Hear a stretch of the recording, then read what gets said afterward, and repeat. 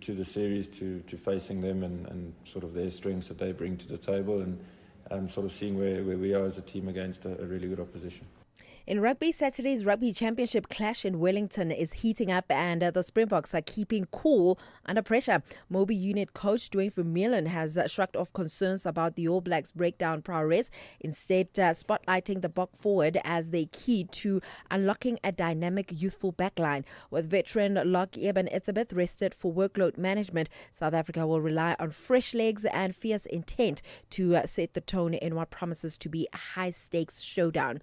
In football, Bafana coach Chico Bruce is adamant that he aims to secure qualification for the 2026 FIFA World Cup as soon as possible as next month comes around, and says that they are just 3 places away from achieving their big dream. Now, Bruce says was speaking after their hard-fought 1-1 draw against Nigeria in their 8th qualification match, which placed them 6 points clear at the top, with Benin still having a game in hand. If South Africa of 2 years ago should have played against Nigeria today, we should have lost. And we knew in the second half that we couldn't win the game by playing football, by fighting. And that is what we tried. We fight as much as our opponents. We were as much physical as our opponents. And I think that the result is the right result. None of the 2 teams deserve to win, but I think we do the best operation with that point. And now we need 1 victory, and we have 2 opportunities. So let's try to do it as soon as possible.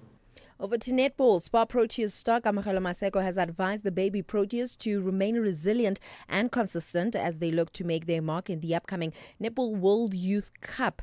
The SA Under-21 team left for London yesterday with a final series of warm-up matches scheduled before the 2025 World Cup campaign kicks off on the 19th of September.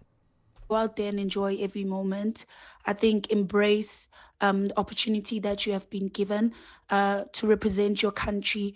So, fly the South African flag high.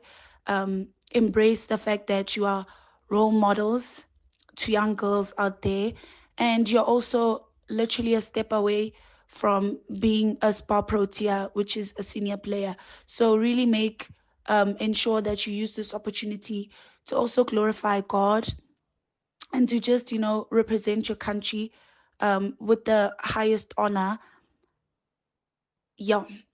I think what will it take for them to find themselves in the final? I think what it will take for the baby Proteas to find themselves in the final is really, for me, consistency. If they can be consistent from the first game to the last, if they can be resilient, have that grit, to know that even when the going gets tough, they still need to focus on achieving and looking at the bigger goal. Right, let's move on to cycling. Volta a España organizers reiterated their determination to finish the race in Madrid on Sunday as planned. This is despite pro-Palestinian protests disrupting stage 16 yesterday. The latest stage of the Grand Tour, won by Colombia's Egan Bernal, was shortened by 8 kilometers because of protests aimed at the Israel Premier Tech team. Several stages of this year's race, including stage 11, which was shortened without a winner last week, have suffered disruptions. Organizers decided the winner and took stage times early after a big protest at 3 kilometers before the finish line. On that note, it is a wrap from my side for now. I'll have more in the next hour. We were both wrong. Yesterday. If you're watching us on streaming live, then you'll see visually that Tumi's pointing a finger at me the way like Pik Botha used to point a finger at someone like, okay, I'm sorry. That's all I can. I'm sorry. I think I was the closest, right? Yeah. Was I not the closest? Because I You said said 2-1. 2-1. I mean, like, what's the difference? 2-0, 2-1. Both of us. No, You'd there is a separate difference. between win, draw, No, lose. you were not expecting Nigeria to score at all. I was expecting Bafana to win, and so did you. Yeah. And the difference between a draw and a win is actually 2 points. Both of us are 2 points apart. We Yes. equal in our defeat. That pointed finger. Poor Bert. Remember Pik Botha? Was it not Puck? PW. PW Botha with his wagging finger. Like, oh my goodness, man. Okay. Do you know what's hiding behind the colorful packaging of unhealthy food? Big food companies target children with unhealthy packaged foods that hide high levels of sugar, salt, and fat, which could lead to heart disease, diabetes, and hypertension. But the truth is hidden from consumers. Front of package warning labels are a proven solution to help consumers make informed decisions. The government must act now. We have the right to know what's in our food. Demand front of package warning labels. Sign the petition on heala.org, HEALA.org, by the 30th of September. I'm Andile Ncube umzilankathi siqongo sino George Ntomba eyazi ngizala ke suka le emzimkhulu egugweni ke la ke inkaba yasala khona. Your son got a star on his forehead, brightens your every mood when you get as old as I am. What do I like about Mzansi or love? You know, it's home. Beyond football, I enjoy cricket. You know, or Andile ngesixhosa go Ace Mabheka, you know. My favorite nickname of all time, like Captain Yama 2000.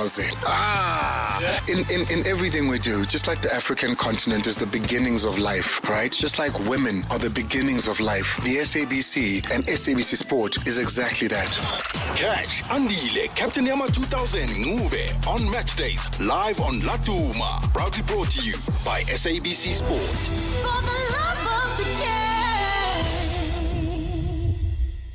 So Taryn, you've just graduated cum laude, but nothing says you're a genius quite like selling your car to WeBuyCars. Absolutely. My car was an 18th birthday present and it's time to move on to something a bit more mature.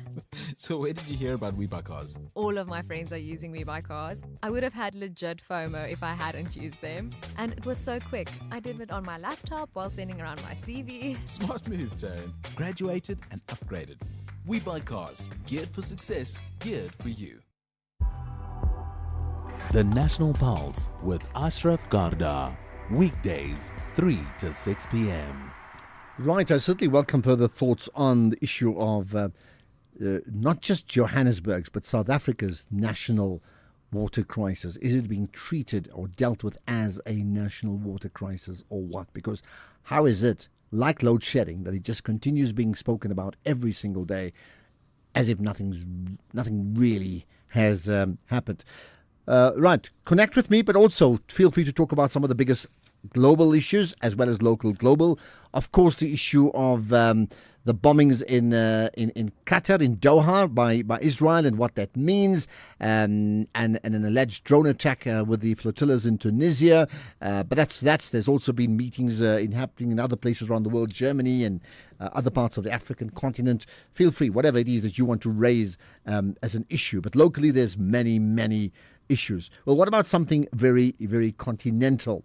Let's talk about this. What should our leaders do in order to advance the continent's green development goals?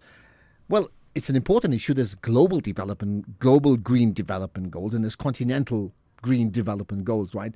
So one of the key issues that is receiving attention at the second Africa Climate Summit that's currently underway in Ethiopia is just that. The summit aims to unlock climate finance by advocating for fair, predictable and scaled-up resources to support Africa's priorities. Let's find out what this really means with Olawunmi Olabusari, the political impact manager at the One campaign. Thank you for connecting with us on the National Pulse. Good afternoon, Ashraf. Thank you for having me. Thank you. It's an important issue. I mean, look, I think, different regions in the world all have their own summits of sorts around climates, and there's the COP events as well that take place, right? Why is this Africa Climate Summit that important, and how would you measure its impact?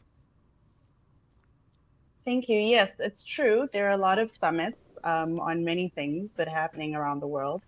But what makes the Africa Climate Summit important? I think that for many people who engage with climate topics, it's very abstract, very science-based, and sometimes we lose track of what it means on the ground, what it means for farmers, what it means for people who are living close to rising sea levels and all of that. And I think what the Africa Climate Summit does is that it allows a stage, a platform where African leaders get to be the ones that set the agenda on what climate action looks like on the continent. We on the continent experience the ravages of climate change the most, but we have contributed the least to the issue. And how we go about responding to it is a little bit different from everybody else in terms of the things we have to deal with adaptation being a little bit more important to us than mitigation issues and lowering our carbon emissions, because that's not as much of a challenge for us. Secondly, it also allows us to have a focus on the opportunities that exist, how Africa can lead on climate action in a way that benefits us and the rest of the world. So let's pick up on that, how Africa can lead around the big climate issues, right? Which suggests that Africa is not leading at the moment. What would it take for Africa to lead? So while it might suggest that we're not leading at the moment, we do actually have quite a few initiatives. We have the Green Wall Initiative. We have our indigenous knowledge that guides many of the ways in which our communities practice climate action in non-big ways in our farming practices and all of that.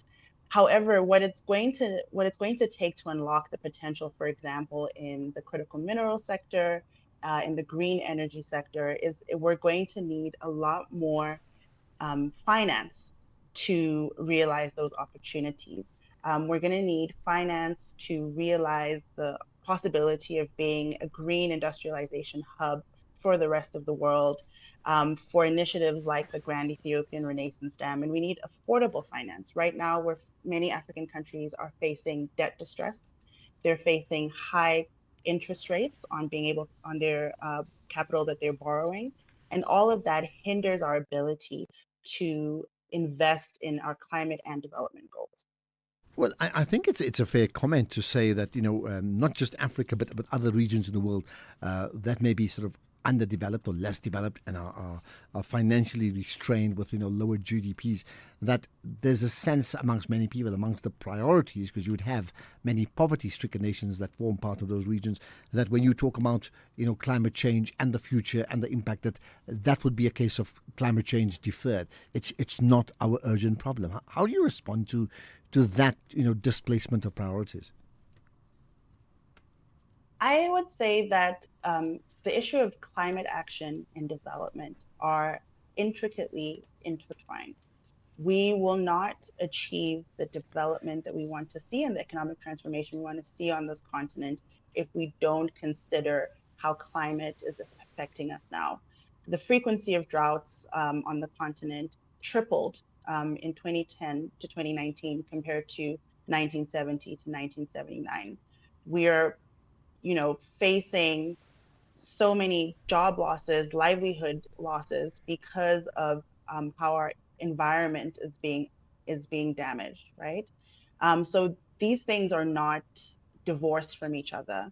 And at the same time, we have so much potential. Africa has 60% of the world's best solar potential, but just over 1% of its installed capacity. There's so many jobs that we could add if we think about what we can harness, if we think about how we can add value to our natural endowments and critical minerals, for example, like lithium, like copper, that are going to power the next generation of electric vehicles and green energy on the continent, but also elsewhere where there's actually investment. Let's go back to one of the original sort of bullet points that Africa needs to push to create the next climate economy. So what does a climate economy mean? A climate economy is really it's speaking to the fact of how can we shift the way in which we produce and consume so that we are harnessing our natural resources better. So the solar potential that I spoke about, the wind energy, geothermal in Kenya, things that could actually end up being cheaper than some of the ways in which we produce now. How can we invest in a circular economy where we're recycling things, right? And we're not wasteful, so that we are conserving energy and we're conserving our resources and being good stewards of what we have and making sure that we're impactful with them and not contributing to the degradation of our ecosystems, not contributing, overly investing in forms of production that are going to be obsolete in a few years. When we just the last thing, when we second last, in fact, when we say we, is just we a plural form of Africa, or is it beyond that? I think when it comes to climate action, it's a task for all of us. Climate change is not a discriminatory effect. So just because we haven't contributed to the issue doesn't mean we don't feel the issue. So we all have to be responsible. We all have a role to play. And while, yes, we can do things at an individual level, what we really need is our governments and our corporations to make the changes that we see being demanded at the Africa Climate Summit, at the different UNFCCC summits as well. And just the last thing, in terms of this summit that's being held in Ethiopia, right?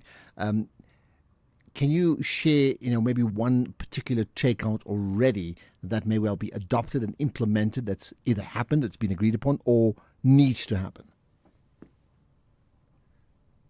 So I think the strongest thing that comes out, so the summit is ending today, so we won't get a declaration until the end of the day or until tomorrow.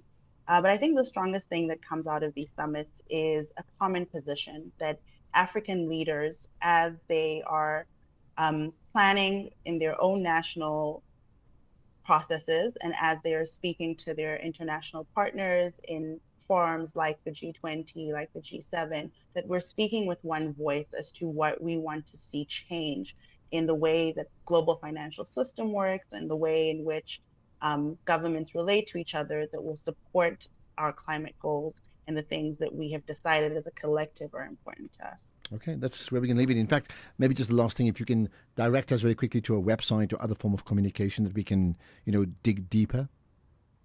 Sure. If you go to data.one.org, you can see some of our analysis around the potential for African countries to lead on global climate solutions, as well as our analysis on what needs to change and how climate finance is mobilized and dispersed so that it is as effective as possible. Okay, and that's where we can leave it. Lots to consider there. Olawunmi Ola Busari, Political Impact Manager at the One campaign, reflecting on some of the biggest issues around this Africa Climate Summit. More to come from you as well right after this. Gender-based violence is destroying lives and tearing communities apart. It happens in homes, in schools, at workplaces, and too often in silence. But it doesn't have to continue. If you see it, speak out. If you are hurting, reach out. Because doing nothing is not an option. Listen to all 19 SABC radio stations for hard talk, discussions, advice, dramas, educational shows, and interviews around GBV with experts, survivors, lawmakers, and a whole country affected by gender-based violence. All on your favorite SABC radio station. Call 0800 428 428 to report abuse or get help. GBV, it ends with you. This message is brought to you by the SABC. This Heritage Month, SAFM invites you to journey into the past while shaping the future under the theme Reimagine Our Heritage Institutions for a New Era. We celebrate the stories, traditions, and voices that define who we are as a nation. From vibrant conversations to thought-provoking debates, SAFM is where heritage meets innovation, connecting generations and keeping our culture alive in a changing world. SAFM, leading the conversations that move us.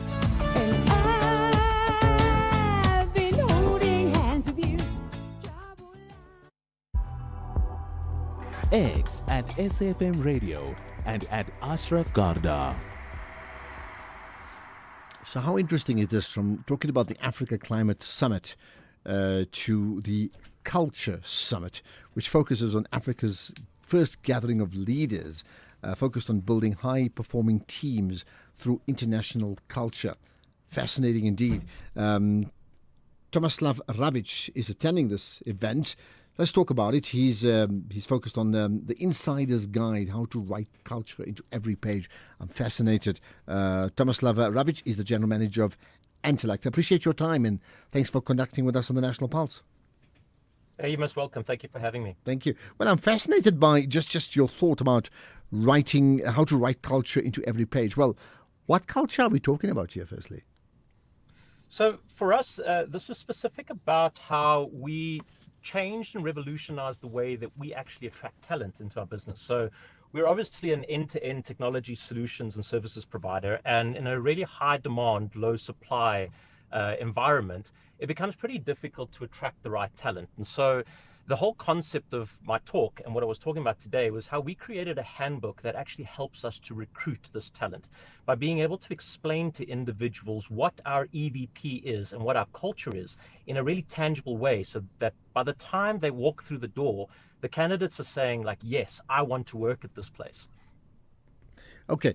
And so tell me more about that, how that plays out. I mean, I often talk about, what's the culture of an organization and the culture of even a sports team, for example, in an inherent way that we do things, right? What would be the reality when one approaches, whether it's companies or bigger institutions or even countries? I think culture for me is the definition and the description of what people feel, how they behave, and what values they hold true to themselves. So for me, the whole concept of like organizational culture is how are we shaping what we want people to be doing in our organization, and maybe the spirit of their behavior and what it is that they're trying to achieve as an organization. So again, speaking to the fact that we're in this high demand, low supply kind of environment, for us, we needed to be able to show software engineers who basically have freedom of choice to be able to get whatever job they want, because it is such a low supply kind of environment, that they would go to an organization that truly gets them, where they could become more and where they could thrive in that organization. And this whole idea of us being able to document the culture was to get people to feel what that is before they actually join and make a more informed decision, because ultimately the culture is, and something that is cotton on across the whole world, right? Culture in organizations is the thing that is keeping people there and keeping the talent in their space, and also kind of helping them to deliver the world-class results that they have. Culture is no longer just this idea of ping pong tables and a cafeteria and stuff to kind of keep you there. Nowadays, it's about, I want to be a part of this. I want to have a purpose. I want to be associated with an organization that actually reflects my own value system. And I think that's, one of the key things that I've learned out of this Culture Summit and being here today is you got a lot of really awesome South African businesses that are putting culture at the forefront of what they do. And it's so cool to see how these businesses are thriving and how they've changed once they've started focusing on a lot more of a culture and being able to get alignment with what the organization's purpose is and what the individual's purpose is. How it's interesting. I mean, you gave the examples of the recreation aspect of a company's culture compared to the inherent culture that companies have, right? Do you think that therefore that enough attention is focused on culture within companies and organizations, or in fact that is still neglected, notwithstanding the fact that many do so and get it right? Well, I think that a lot of companies don't get it right. A lot of companies ultimately are focused on maybe what the balance sheet has to say, or how they're going to be focusing on the sales of the new business, etc. I think what I'm kind of thinking about is the fact that the organizations that are really thriving out there are the ones that are taking a concerted effort into ensuring that the culture of a business is well established, well followed, and is driven from both the organization's management structures as well as the people on the ground, that it's a true personification of what that business stands for. And I think, I'd love to say that everyone is doing this right. I think a lot of people know what they should be doing, and there's a bit of maybe lip services to the processes that they're putting in place, and maybe the pretty kind of pictures and things that they're doing. But ultimately, I think that there's not that many organizations out there that are doing this right. Let's just go, to go back to your talk, the Insider's Guide, how to write culture into every page. So if we all agree that culture is important, well, then you tell us, how do we write culture into every page? So it took me 20 minutes to describe this. I'll try to distill it in kind of like a 1-minute story. But effectively, the whole idea is for you to be able to describe, what your company's purpose is. What is it that, is actually valued as an organization? And maybe let's root the conversation in the concept of your values. Your values are kind of like the roots that guide your decision making and what it is that you should be doing, right? And to be able to write this effectively, you've got to be able to tell the right story. You've got to be able to inspire people. You've got to show people what the standard is, and what is it that you're actually expecting of them to do in an organization. In truth, there's a lot that comes into this around creating a sense of belonging, a shared reference concept, being able to speak from an authentic voice, being able to, really describe to people what it is that you need. So there's a lot to it. But yeah, I'm sure there is. Yeah, being able to root it into values is important. All right, as we get on to news time, just a quick answer on this one: the importance, therefore, of this gathering that's gathered under Culture Summit. I think the importance is really just being able to learn from each other, to share the stories, to share what is succeeding or what is making people succeed, and then be able to learn from that and apply it yourself, and to see that these stories are real. And it's also not that difficult. Like in truth, if you place emphasis on it, you can actually achieve it and revolutionize your culture as a business. And that's where we're going to leave it. Tomislav Ravic, General Manager of Intellect, or Intellect, I suppose, in a different way with ENT, but reflecting on this Culture Summit that's taking place in Johannesburg over the last few days. And he says, gathering of leaders focused on building high-performance teams through international culture. The question that I put to you, and you as in a business, you as in a family, you as in an institution, anything, what is the culture of your business? What is the internal culture of your business, and what is the external culture of your business? If you want to share a comment, I want to hear you. Let's get the news now. It's 4 o'clock.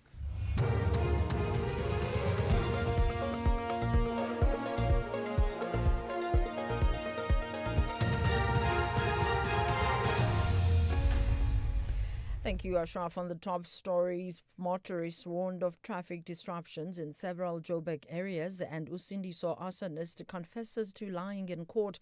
For SFM News, I am Ondalambana, and a very good afternoon. The JMPD have warned motorists of significant traffic disruptions in the areas of Coronationville, West Dean, Westbury, Martindale, Sophiatown and New Clare amid protests. The community has been protesting since the early hours of this morning, blockading several roads in the area with rocks and burning tires. Spokesperson Superintendent Xolani Fihla. The road closures have affected several roads, including major arterial routes such as Fuel Road, Harmony Street, Main Road, Perth Road and Portland Avenue. Law enforcement officials have been deployed, and motorists are further urged to exercise extreme caution, avoid and use alternative routes such as Price Street, Albertina Sisulu Road and Main Reef Road. Meanwhile, Johannesburg Mayor Dada Morero says teams are working around the clock to ensure that water supply is fully restored in Westbury and Coronationville. Only medical personnel from Rahima Musa Mother and Child Hospital are being allowed to pass through. Morero is calling on protesters to allow the city time to resolve the issue. So I want to apologize to communities this side that we're doing everything we can to get the system to recover. Once it reaches a certain percentage, we'll be able to provide water, and there will be no need for us to do throttling moving forward. So we are requesting for a bit of patience, and we know that they are really affected. The alleged arsonist Tembiso Mdlalose, who is accused of deliberately setting fire to the hijacked Usindiso building in 2023, says he lied about starting the fire so he could have food and shelter in prison. Mdlalose, who lived at the building, has appeared in the High Court in Johannesburg sitting at Palmridge. He previously confessed to starting the fire, but later retracted his statement, claiming he was coerced into making the confession. Mdlalose says he regrets lying. The only crime that, my lord, you can convict me on, that is passion, lying under oath. Only. That's my only crime. I never killed anyone. There was never these statements. There were even the confession.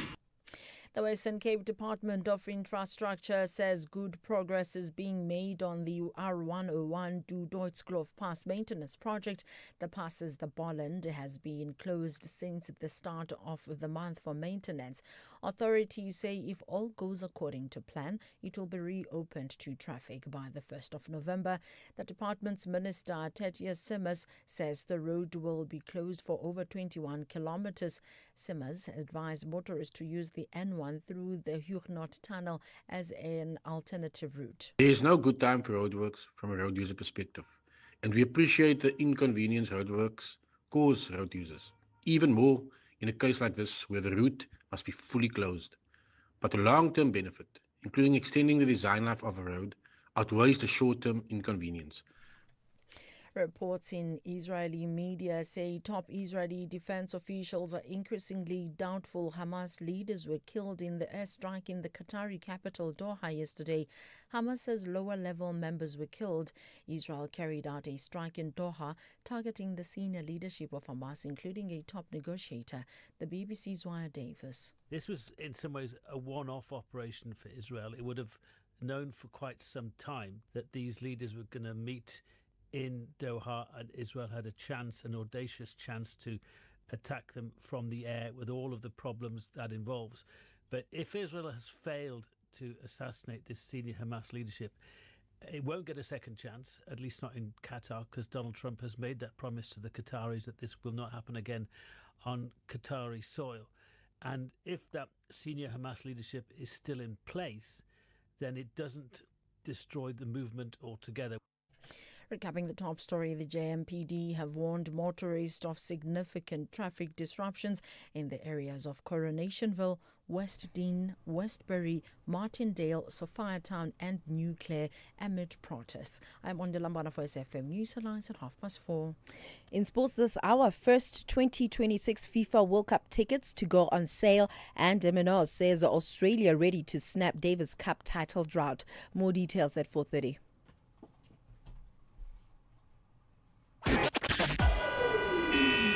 SAFM, guiding you through the rush hour traffic. Good afternoon. Starting off in Gauteng, the N12 R24 westbound in Bedfordview, slow moving on both routes towards Giluli's interchange.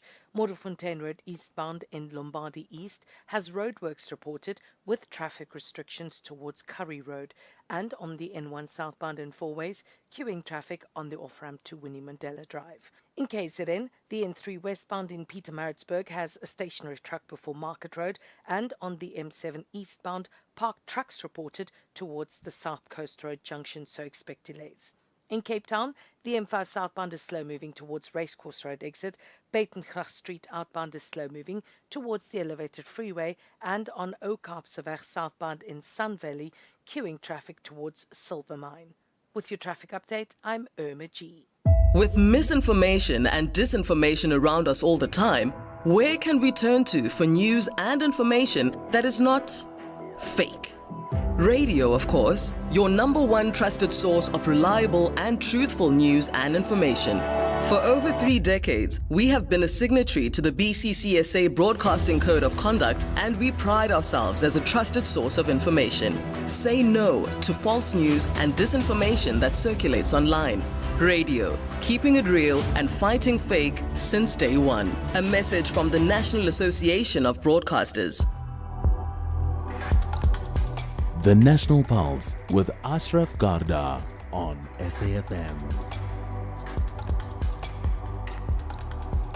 You're listening to the National Pulse, weekdays 3 to 6 p.m. Yeah, so what for you is moving the National Pulse today? What is certainly moving is the fact that there's no water moving in many parts of South Africa, just about every day. But then once in a while it gets to the big cities and the suburbs, and there's a massive outpour of protests. And today it's the turn of Westbury, because they've had no water for about 2 weeks now. Really, how long, assuming you don't have the luxury of a Jojo or or a borehole, which really is a luxury for the middle class and people who've got some money. Let's just eliminate that factor. For the vast majority, how long can you practically survive without running water, and how long can you survive without running water if you don't have money to go and buy water from a supermarket, which is very, very expensive, and you carry these bottles with you? How long can you survive? And in fact, has it happened to you? Because if that's the case, I want to know. We often forget in the midst of all our conversations about the politics of the country that there's a human story behind all of this. So what's the human story? Now, you could well be from Westbury. If that's the case, I want to know your human story. But reality, and we've chatted about Hammanskraal often enough, it's like no water for months on end. How long can you survive? And what has happened to you when you've had this experience of no water? To call in 086 000 2032, then WhatsApp, text or voice note 0614 104 107, tweet right away, hashtag The National Pulse. Right, let's pick up and stay with that story of water, no water, right? Earlier on we chatted about the problems experienced around the Westbury and Coronationville area. You can pick up the podcast of the conversation I had with the SABC News reporter. You'll find it sabc.safm.co.za, right? So let's, however, reflect on other things. The Gauteng Premier, Panyaza Lesufi, he's responded to the water protest, not in person today in Westbury, but this is what he said, assuring residents that their concerns have been heard. I need to say this again because I can change the names of the people from the Premier to others as well. What do you say when they say we're assuring residents that their concerns have been heard and that government is working to restore supply? Well, this is what he said. These are matters that we are grappling with almost on a daily basis. The reality is that our people are unemployed. And if they are unemployed, it does not mean we must deny them water, we must deny them electricity, we must deny them access to sewer. It means must have a balance of ensuring that those that are not capable to pay for services continue to have services. But unfortunately, the numbers are increasing, and there are many people that are coming to our province. Our infrastructure is aging. Municipalities are finding it very difficult to rebuild new infrastructure.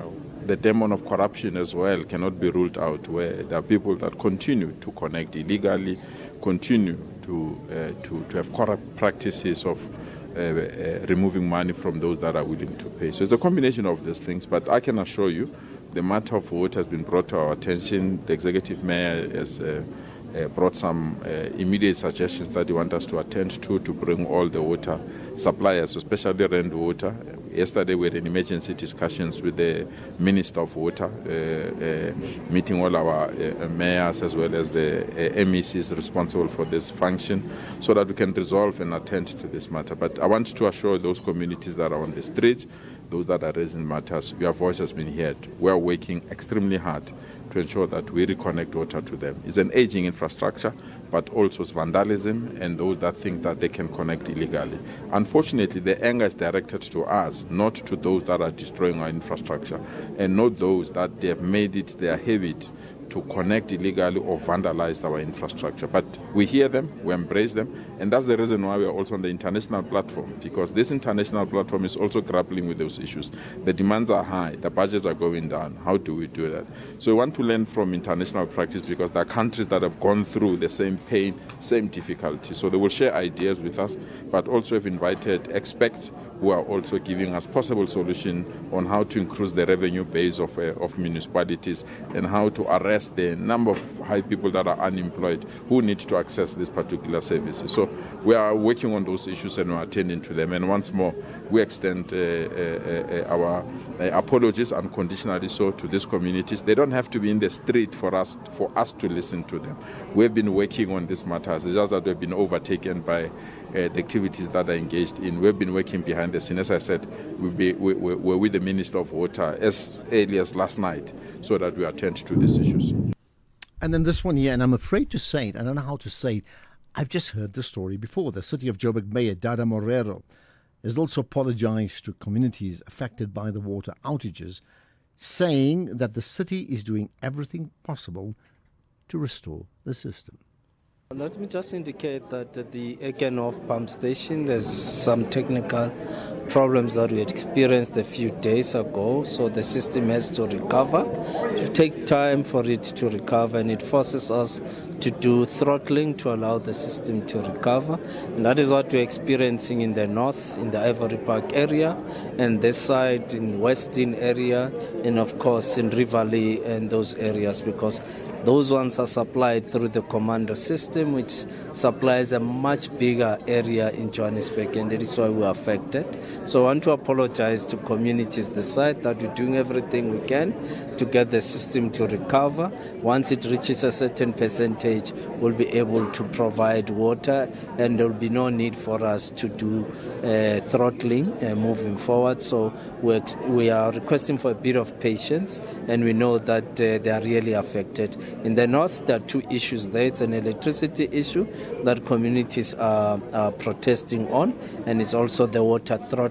Not that there's no supply, it's the throttling, so we need to allow the systems in the north to recover, and we'll then be able to provide them with proper water. Electricity, as you know, there are challenges. Some of the informal settlements there have not been electrified. It's a money issue, it's a budget issue that we must continue to raise money.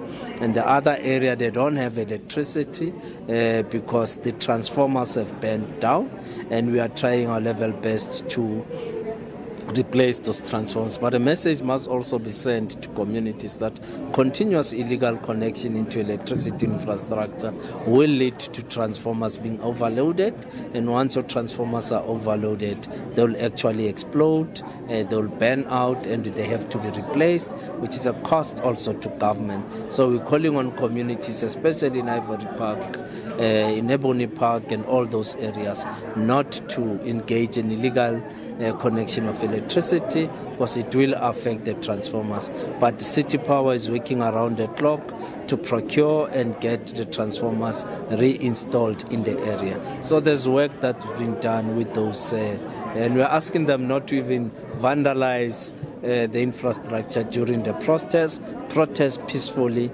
and we are responding to your issues. Well, there you are. I tell you what, that issue of illegal connections is an important one. Clearly, you can't defend that position. But why? Just a question to you. Why do you think people in communities will resort to illegal connections of electricity? Just work it out. The other one, and it reminded me again, one of the great South African lines from politicians is, we have challenges.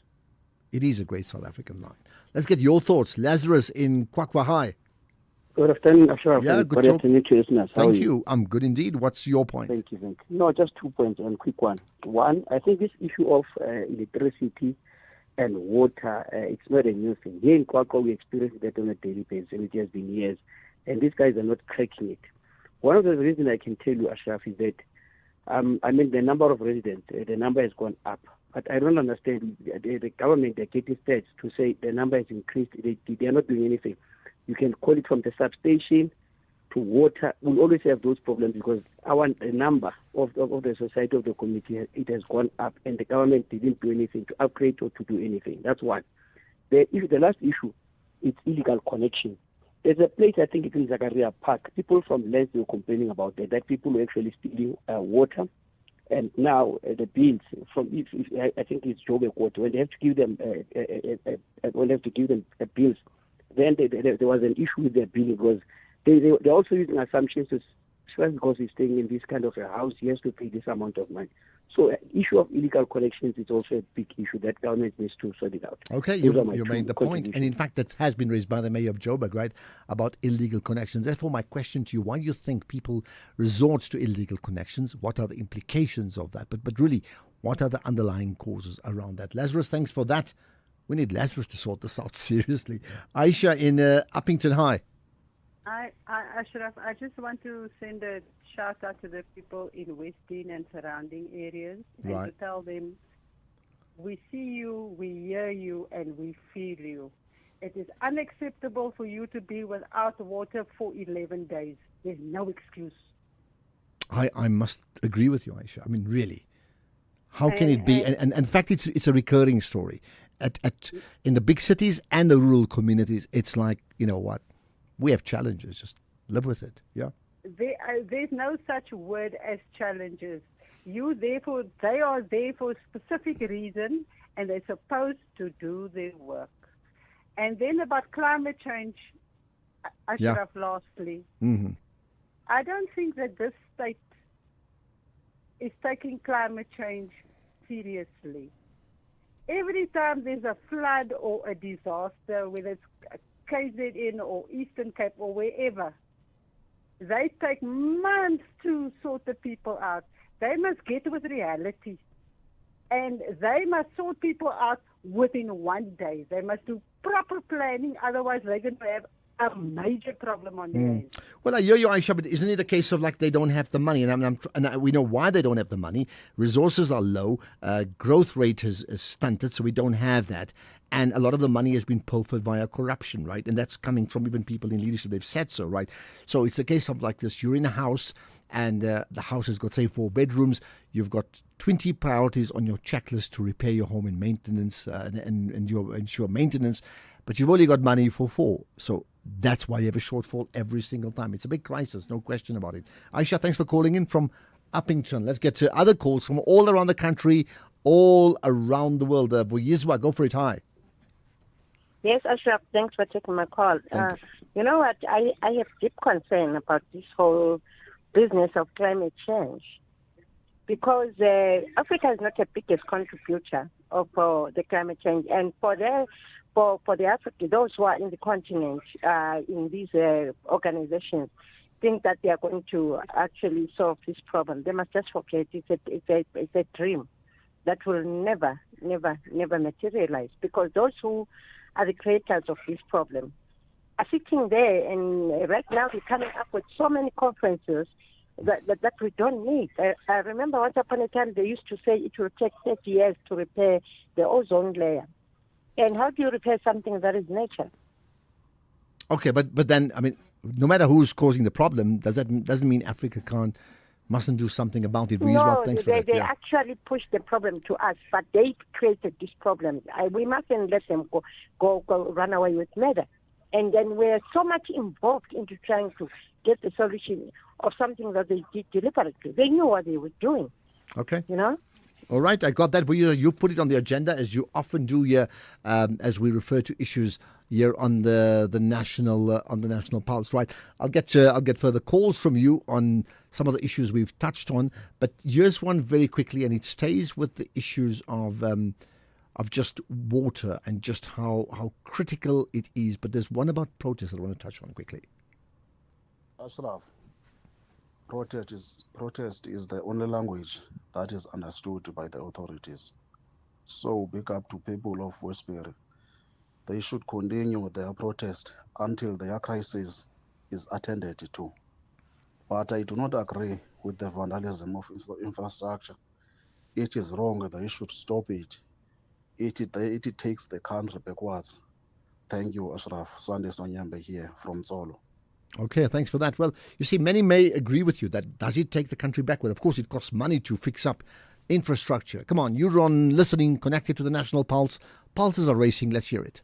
If you think you cannot afford a lawyer, think again. Clientele Legal has made professional legal services affordable for you. Whether it's a civil, criminal, or labor-related matter, we have a nationwide panel of attorneys standing by to assist you. SMS SAFM to 32195. That's SAFM to 32195 and we'll call you back. Clientele General is a licensed non-life insurer and an authorized FSP. Standard rates and terms and conditions apply. Ashraf Garda is streaming live now on Facebook, YouTube, and X at SAFM Radio. You're listening to the National Pulse. Right, how's this for even more drama? Today, 7 Chinese nationals were found guilty on charges related to kidnapping and forced labor. They were sentenced to 20 years in prison in the High Court in Johannesburg. Puseletso Mokoena, the SABC News reporter, was in court and can tell us a lot more. Puseletso, appreciate you connecting to us on the National Pulse. Well, thank you so much, Ashraf, and good afternoon to the listeners of SAFM. Yeah, I would take it a day of huge drama, right? Well, of course, drama ensued today at court at the Johannesburg High Court today after the sentencing of the 7 Chinese nationals. Well, what we know is that this case stems from the 2019 case whereby the Hawks did a raid. They got a tip-off, and then they went about to do a raid at a business called, a factory called Beautiful City. What we understand is that the 7 accused are now facing charges of kidnapping and of kidnapping and human trafficking. Now, what happened in court today, Ashraf, is that one of the accused's daughter by the name of Nancy told the court that all of this is happening is lies. And what we understand is that her mother is one of the accused, and her mother is currently wheelchair bound.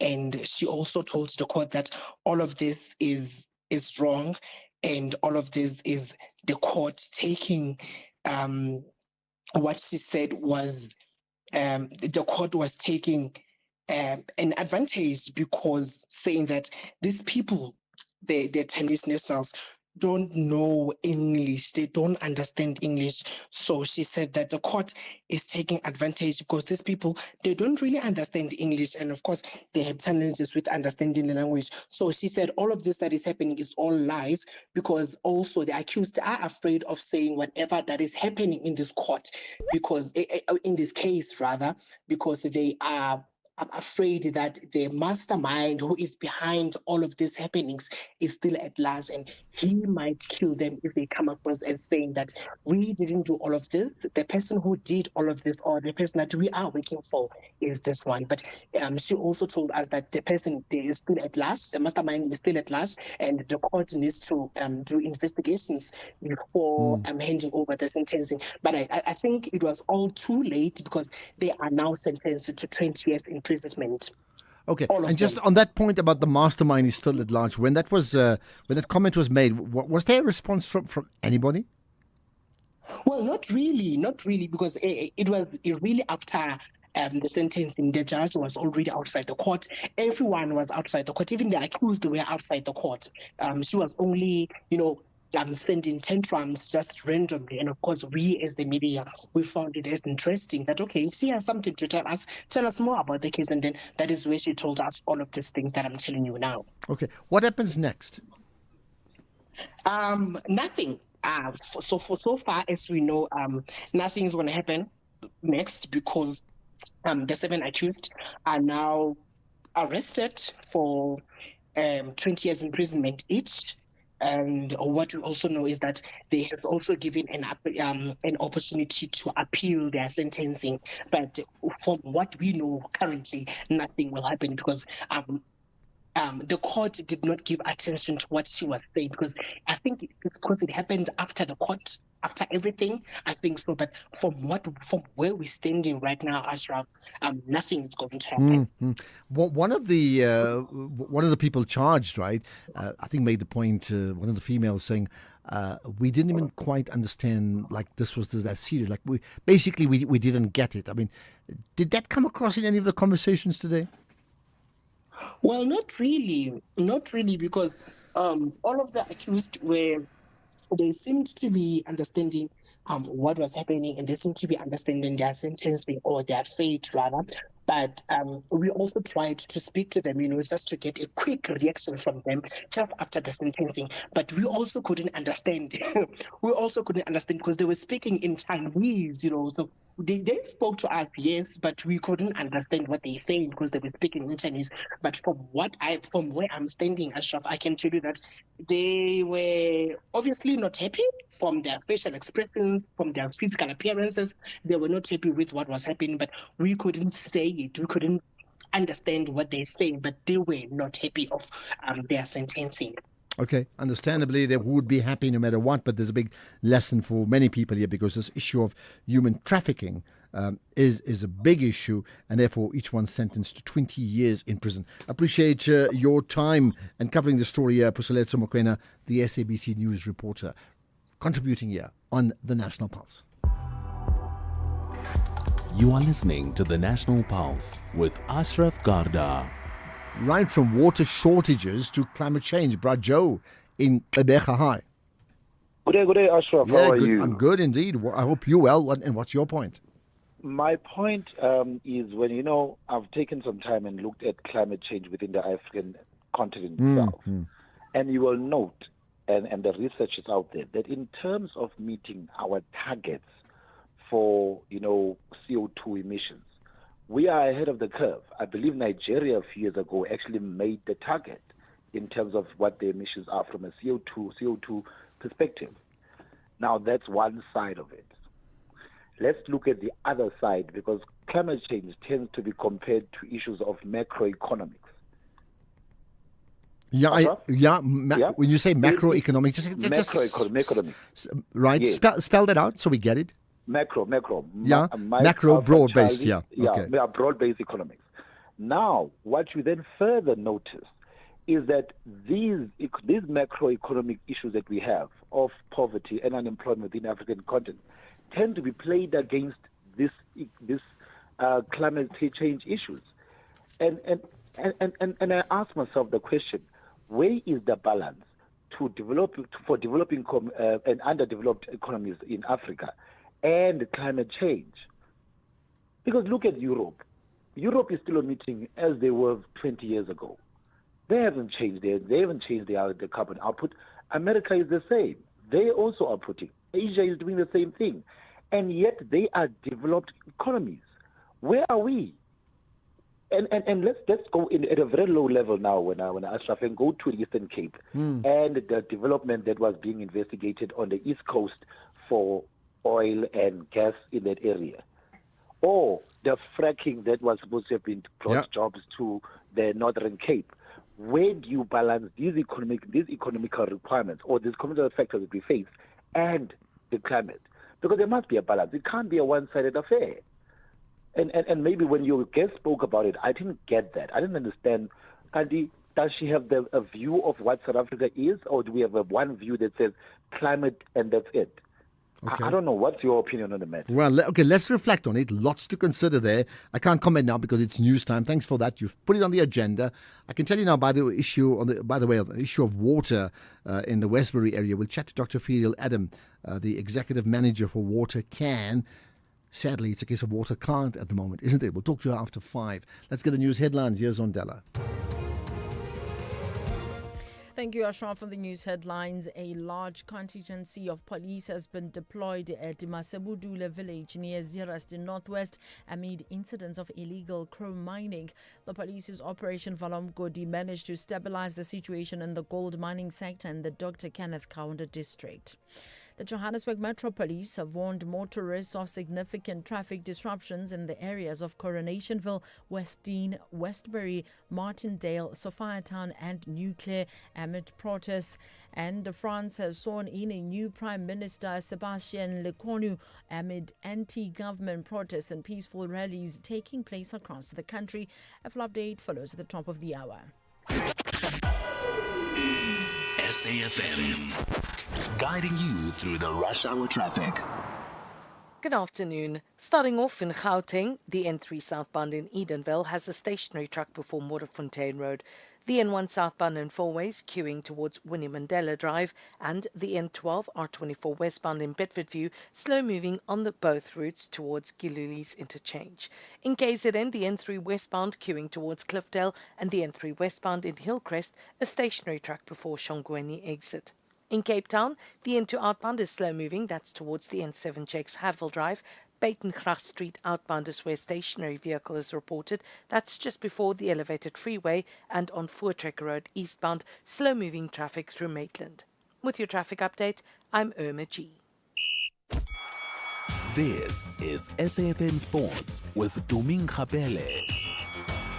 Maybe, just maybe, we'll talk about the hand of God story later on. But let's talk cricket for now. Yes, Proteas T20 captain Aiden Markram has credited the SA20 for giving a wide range of players an opportunity to express their skills, therefore widening the pool for the national selectors. Markram was speaking ahead of South Africa's 3-match T20 international series against England, which starts today in Cardiff. And he says that the T20 League, which has taken the country by storm since the inaugural season back in 2022, helps expose younger players to the big stage and get them ready for international cricket. In football, Stellenbosch FC coach Steve Barker says that they are set and all ready to take on Orlando Pirates in the final of the MTN 8 this weekend. The Winelands side is set to face the Buccaneers and Bombella Stadium in a repeat of last year's final, which they lost 3-1 in Durban. However, Barker highlighted the tough route to the decider in the season's first cup competition and says that they will do all they can to make sure the results turns in their favour this time around. I think people tend to sort of forget that getting to MTN 8 final is not easy. It starts the season before, making sure you finish in the top 8, which we did. Fortunately got a home quarter final. We got past Amazulu, then got past a very good team in Sekhukhune, and now to get to the final against Pirates. I think firstly we deserve it. We've earned the right to be in the final, and I think it's now up to us to make use of this opportunity that's presented itself, something that we've worked hard to be in the final. So yeah, a lot of anticipation, a lot of excitement, a lot of energy amongst the players. Cup final week is always a special week. It's always something that players, coaching and clubs want to be competing to win trophies, want to be competing at the highest level, and winning trophies is always part of any footballer's dreams. Well, still staying with football, fans will have their first chance to apply for tickets for the 2026 FIFA Men's World Cup in United States, Canada and Mexico from today, even though the tickets won't be available to the wider public. Only card holders of FIFA's credit card partner Visa will be able to enter the initial draw period, which opens today. Now, ticket prices for next year's World Cup will range initially from $60, which is around 1,052 Rand for group stage matches, to $6,730, which is around 117,000 rands for the final. However, they do say that the prices could change and it is based on the demand for each game. Next year's tournament runs from the 11th of June to the 19th of July and will be played at 11 sites in the US, 3 in Mexico and 2 in Canada. Meanwhile, Man City forward Omar Mamouche could miss Saturday's Manchester derby after he suffered a knee ligament injury while on international duty. Mamouche was due to have an X-ray on his arrival in Cairo today after he was substituted in the 4th minute of Egypt's goalless draw with Burkina Faso in a World Cup qualifier yesterday. He sustained the injury following a tackle and tried to play on, but eventually had to limp off.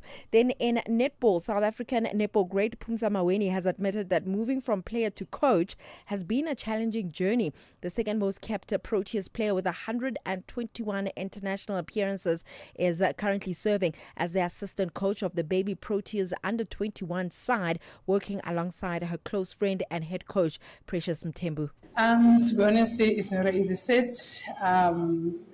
From playing side and now I'm a coach, so it was, for me, it's very difficult, but obviously it's a learning curve.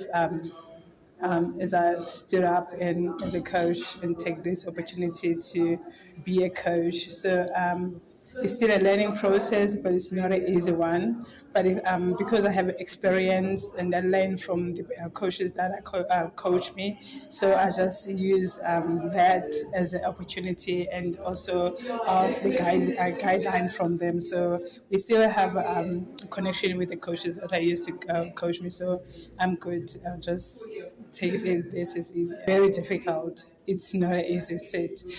Sometimes as a player, you need someone to guide you, but now I have to guide the player. So what helped me, because I just finished playing, so I'm using all the ways that the coaches used to guide me to the other players. I just share what they said to me, so that to develop a better players in this country. Anything's off with tennis. Alex de Minaur says that his ultimate tennis goal is to win the Davis Cup with the world number 8, confident that Australia have the goods to secure their first title since 2003. Australia have lifted the trophy 28 times, second only to the United States, but going the distance has long proved elusive. Australia, captained by once again Leighton Hewitt, host Belgium this weekend in a second round qualifier at Sydney's Ken Rosewall Arena. So before I say goodbye, Ashraf, I found it very interesting this weekend. I was supporting Chalk's cycling marathon. So basically, you know, September, it's Cancer Awareness Month for especially kids. And on my way back home, there was a young driver who was listening to SAFM, very young. Right. So for me, I was just like, are you... Like how young? Like 45 young? No, or 52 like young, probably 20, like 18, 19. Right. Yeah. And I was so surprised because I would expect them or expect the youngsters to be listening to all these vibey, and this is inverted commas. And I asked, do you listen to SAFM regularly? And he was like, yes. And he looked at me just like, yes, I do. Yeah. And I had to ask, who do you listen to more often? And he was like, Tulasisa and Ashraf Garda. I was like, interesting. What do you like about it? It's like, it's very informative. I'm like, wow. So it seems like the landscape in terms of the young people in the country slowly but surely shifting because they want to be more informed. Absolutely. And did you tell him about Tumi? No. No, man. No. I just, no. Listen, I mean, many may know very quickly that this is my second stint at SAFM. I've been here before, away for 5 years, come back. And I can tell you now, even then, the amount of young people, when I say young, from the ages of 15 who've been listening with their parents in the cars, to 25 listening to going to varsities and all that, who've listened over the years. So there may be silent listeners, but they are there. And need I say it, they're amongst the most switched on, brightest people in the country in understanding the big social issues of the country. So there you are, a self-endorsement in the hope that you can get your young children to get switched on to the National Pulse and by extension the entire country. Economic news on SAFM. Facts and figures you can count on. And do they listen to Makwe? I'm sure they do. Makwe Masilela is the Chief Investment Officer at Makwe Fund Managers. Good to connect with you.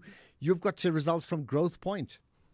Yes, afternoon to you and to the listeners. Ashraf, the guys continue to dispose non-core assets like they did by selling the capital and region and by reducing exposure when it comes to the office sector and getting out of some of the CBD buildings and that are no longer attractive. And their group loan to value improved to 40.1 from 42.3, group revenue up 2.2%, operating profit up 5.5%, final dividend up 8.6% with profits as headline earnings per share up 57%, and stocks are driven by growing market confidence in an impending Fed rate cut and signs of cooling labor market reinforced the views that the economy is losing momentum, adding to pressure on the Fed to ease policy. And markets also focusing on reports that Trump has asked the European Union to hit China and India with tariffs of up to 100% as a punishment for buying oil that is coming from Russia. And the unexpected decline when it comes to the U.S. producer inflation lifted market sentiments and it boosted rate cuts expectations. Now we're waiting for the consumer inflation and the European Central Bank interest rate decision tomorrow. Oil prices are heating up after Israel attacked Hamas leadership in Qatar. Poland shot down the drones, and the US made a push for new sanctions on buyers of Russian oil. But concerns over crude oversupply kept further gains, and we see Brent crude is up 0.8% to $67 a barrel, and the yellow metal hovers near record peaks as the firm expectations of interest rate cut next week boosted demand. We see gold is up 0.7% at 3,653, platinum up 1.5% at 1,390, and global stocks trading cautiously in a mixed fashion, probably waiting for more catalyst, with the JSE up 0.4% as our resources are doing the hefty lifting, and the rand firmed 0.3% against the dollar 17.47, 23.69 against the pound, and 20.48 against the euro. Perfect. Thanks for that, Makwe. More from Makwe tomorrow. More from Jimmy Moyaha with 1 hour of the markets from 6 to 7 this evening. So listen out for that. The National Pulse with Ashraf Garda. Weekdays, 3 to 6 p.m. I'll tell you what, I'm not going to comment about it, but I'm going to read it. Let's just listen to this. We know that there was this Israeli airstrike in Doha in Qatar, a sovereign nation, yesterday, ostensibly to attack Hamas leaders who were in that country. Now, here are the direct quotes from the US President Donald Trump. 1, I'm not thrilled about it. 2, it's not a good situation, but I will say this. We want the hostages back, but we're not thrilled about the way it went down today. 3, I'm very unhappy about it, very unhappy about every aspect. 4, unilaterally bombing inside Qatar, a sovereign nation and close ally of the United States that is working very hard and bravely taking risks with us to broker peace, does not advance Israel or America's goals. 5, eliminating Hamas, who have profited off the misery of those living in Gaza, is a worthy goal. And there's more. I view Qatar as a strong ally and friend of the US and feel very badly about the location of the attack. The next one, this opportunity or this unfortunate incident could serve as an opportunity for peace. And then this was a decision made by the Prime Minister Netanyahu. It was not a decision made by me. And then lastly, I assured them that such a thing will not happen again on their soil. Now, you make of all of that what you will. X at SAFM Radio and at Ashraf Garda. All right, there's lots of comments from you, and we need to pick it up. We're gonna pick up some of the comments from you in a moment. Here's one. There's just a quick comment. I'm a young silent listener. Absolutely love SAFM. It's the only radio station I listen to. Was introduced to it by my former supervisor 4 years ago. Shout out to Dr. Rian Vandenberg in Klerksdorp. Been tuned in since 2021 and loved Aldrin dearly, but I've gone on to love and appreciate Mr. Ashraf. Hey, cut out the Mr., just Ashraf. And his dad jokes. Oh my God, that's not a compliment, his dad jokes. And absolutely love Mr. Tula Sizwe, Similani and Kathy. Well, that's wonderful. Hey, listen, man, are there any younger people like below 20 who listen to the station, have been introduced by others and are absolutely hooked because of the value that we bring to you or we give to you, right? Right, there's another issue that you need to consider. The Police Commissioner General Fani Masemola gave an update on the Kraaifontein murders, another terrible story, saying police have made a breakthrough with the arrest of a 49-year-old suspect. We have spent the last few days engaging with communities in the province in Western Cape, and you'll recall that together with the minister we did meet police management in this province, led by the Minister of Police, Mr. Professor Kachalia, and the Deputy Ministers of Police, myself. We met 153 police station commanders. 63 of them was in-house and the others was virtual.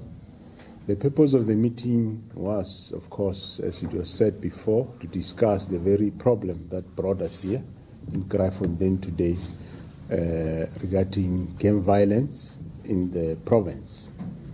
It is therefore encouraging to know that within a few hours since the killing of 6 people, which include 4 men and 2 women, 4 women and 2 men, our police officers have registered a breakthrough with the arrest of a 49-year-old suspect. The suspect was arrested here in Kraaifontein. The firearm that was allegedly used in the commission of the crime was found hidden in a shop of a foreign national in the area. 3 foreign nationals has also been arrested, and 1 shop owner for being in possession of the illegal firearm as well as ammunition.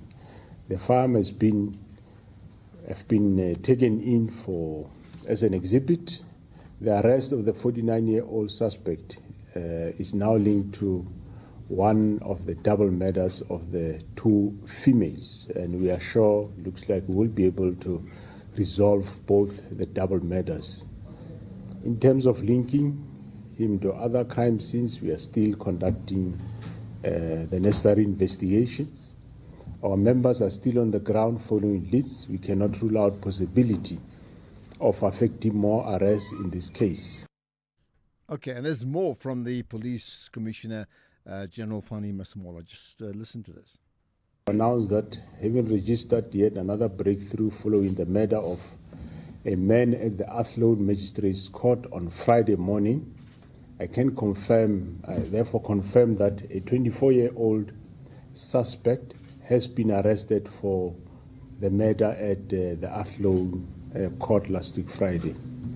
The suspect was found admitted at a local hospital with gunshot wounds he sustained during the shooting with other gang members. I'm sure you'll recall that this very specific suspect was, we have his videos from the court, which when he was shooting, he was quite very clearly identifiable. That's why we're able to get him easily in the health institution where he was. Ladies and gentlemen, the swift arrest must be commended as an illustration of the seriousness and the agency of which police regard the incidents of this nature. I must reiterate that police officers across the country will not tolerate criminality. We will ensure that they continue to protect and stabilize countries by sustaining the authority of the state. Our crime intelligence, operatives, detectives, and uniform members continue to heighten operations on the ground to make sure that they deal with all forms of criminality. If it wasn't intelligence, we would not have found these thugs. Just yesterday, we were in Michelle's Plain and in Mfuleni together with the Minister of Police and the Deputy Ministers and the MEC. What is encouraging is that all stakeholders have agreed that no one entity can prevent and combat this current problem of gangs. We require cooperation and involvement of everyone, all government stakeholders as well as the communities. With this said, during our stay in Cape Town, we receive reports continuously from the provincial commissioner of this province. You'll recall that currently we do have a deployment especially in the gang station in this province, especially Cape Metropole. We have 400 police officers deployed on a daily basis. I would say 600 because we have 400 SAPS members together with 200 law enforcement. Right. Well, there you are. That gives you some perspective. There's more. There's more from you, in fact. And I can tell you now, there are many issues to talk about, but there's no doubt that the issue of water or the lack of water has dominated the national pulse today. If you think you cannot afford a lawyer, think again. Clientele Legal has made professional legal services affordable for you. Whether it's a civil, criminal, or labor-related matter, we have a nationwide panel of attorneys standing by to assist you. SMS SAFM to 32195. That's SAFM to 32195 and we'll call you back. Clientele General is a licensed non-life insurer and an authorized FSP. Standard rates and terms and conditions apply. Gender-based violence is destroying lives and tearing communities apart. It happens in homes, in schools, at workplaces, and too often in silence. But it doesn't have to continue. If you see it, speak out. If you are hurting, reach out. Because doing nothing is not an option. Listen to all 19 SABC radio stations for Hard Talk, discussions, advice, dramas, educational shows, and interviews around GBV with experts, survivors, lawmakers, and a whole country affected by gender-based violence. All on your favorite SABC radio station. Call 0800 428 428 to report abuse or get help. GBV, it ends with you. This message is brought to you by the SABC. This Heritage Month, SAFM invites you to journey into the past while shaping the future under the theme Reimagine Our Heritage Institutions for a New Era. We celebrate the stories, traditions, and voices that define who we are as a nation. From vibrant conversations to thought-provoking debates, SAFM is where heritage meets innovation, connecting generations and keeping our culture alive in a changing world.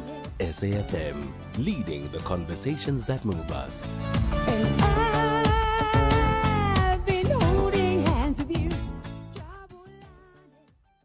Right, I certainly appreciate this. SABC is proud to partner with Africa's biggest marketing conference, the Nedbank IMC. One day, 25 top speakers, including 6 global keynotes. The theme this year is Marketing is Business, and anyone in the business of communication should be there. So you've got that. Marketing is business, right? The conference takes place on the 18th of September in person in Johannesburg, or online as well. And you can book, and here's the website, imcconference.com, imcconference.com. You got that? Marketing is business. You're listening to the National Pulse. In fact, it's marketing your business, which is the big thing to think about. Rian wants to talk about water. Rian, hi. Hello, Ashraf. Yeah, how's it? Firstly, allow me to say that I agree with your caller a few minutes ago that said we feel with the people from Westbury. We've heard them, we've seen them, but they're not the only communities. You know, you also asked what do you make of these pronouncements by the politicians, and I found them totally hollow. Totally hollow. You know, they take no responsibility. They point the finger at everyone else. You know, when Eskom was failing us in 2010, we were saying water is next. There have been warnings all along. We all know our past. We all know that people didn't all have access to water, and those people would want access to water and have got the constitutional right to water. Where has the planning taken place? But the thing is, they appoint people to build infrastructure like Edward Sodi. Anyone who's in procurement should know who's Edward Sodi and how he's failed our country before, but they still appoint him, and he still fails the city, like for instance in Tshwane. You know, I'm in an investigative field, and I don't want to say in exactly which field. And I've been intricately involved in investigating a certain metro or aspects within a certain metro where employees of that metro have siphoned out hundreds of millions of rand in the name of water. And clearly that cannot just happen. Where is management? You can't tell me in an area like we are, where we've got challenges, like you've said previously, with regard to money, that money can just be wasted like it is, and these people flaunt it. Where are the managers to hold these people account? Where are the people on the ground to hold the people that are connecting illegally, which I don't condone, not at all, but where are those people to hold them to account and say you can't do that, and if they do it, prosecute them. Okay. You know, we've just had an absolute breakdown of governance in this country, and so if Lesotho says we apologize, it means absolutely nothing. Okay. Rian, I'm just going to stop you only because we need to move on. But I can tell you now, I have a sense, Rian, that everything you've said resonates with so many people that calls in on this show, on the station. In fact, even those that don't call in, and when they talk to each other over a braai or over a piece of bread, that the pronouncements of leadership at service delivery level is just so hollow. Rian, thank you for that. Thokozani Nelspruit, also, let's talk water. Thokozani, hi. Yeah. Thokozani, hello. I can sort of hear water in the distance. Sounds like there's a waterfall close by, but no. Maybe there's a message in all of that. Let's get to others. Right, there's a whole lot more comments, and clearly the issue of South Africa's problems are worth considering. But here's another. The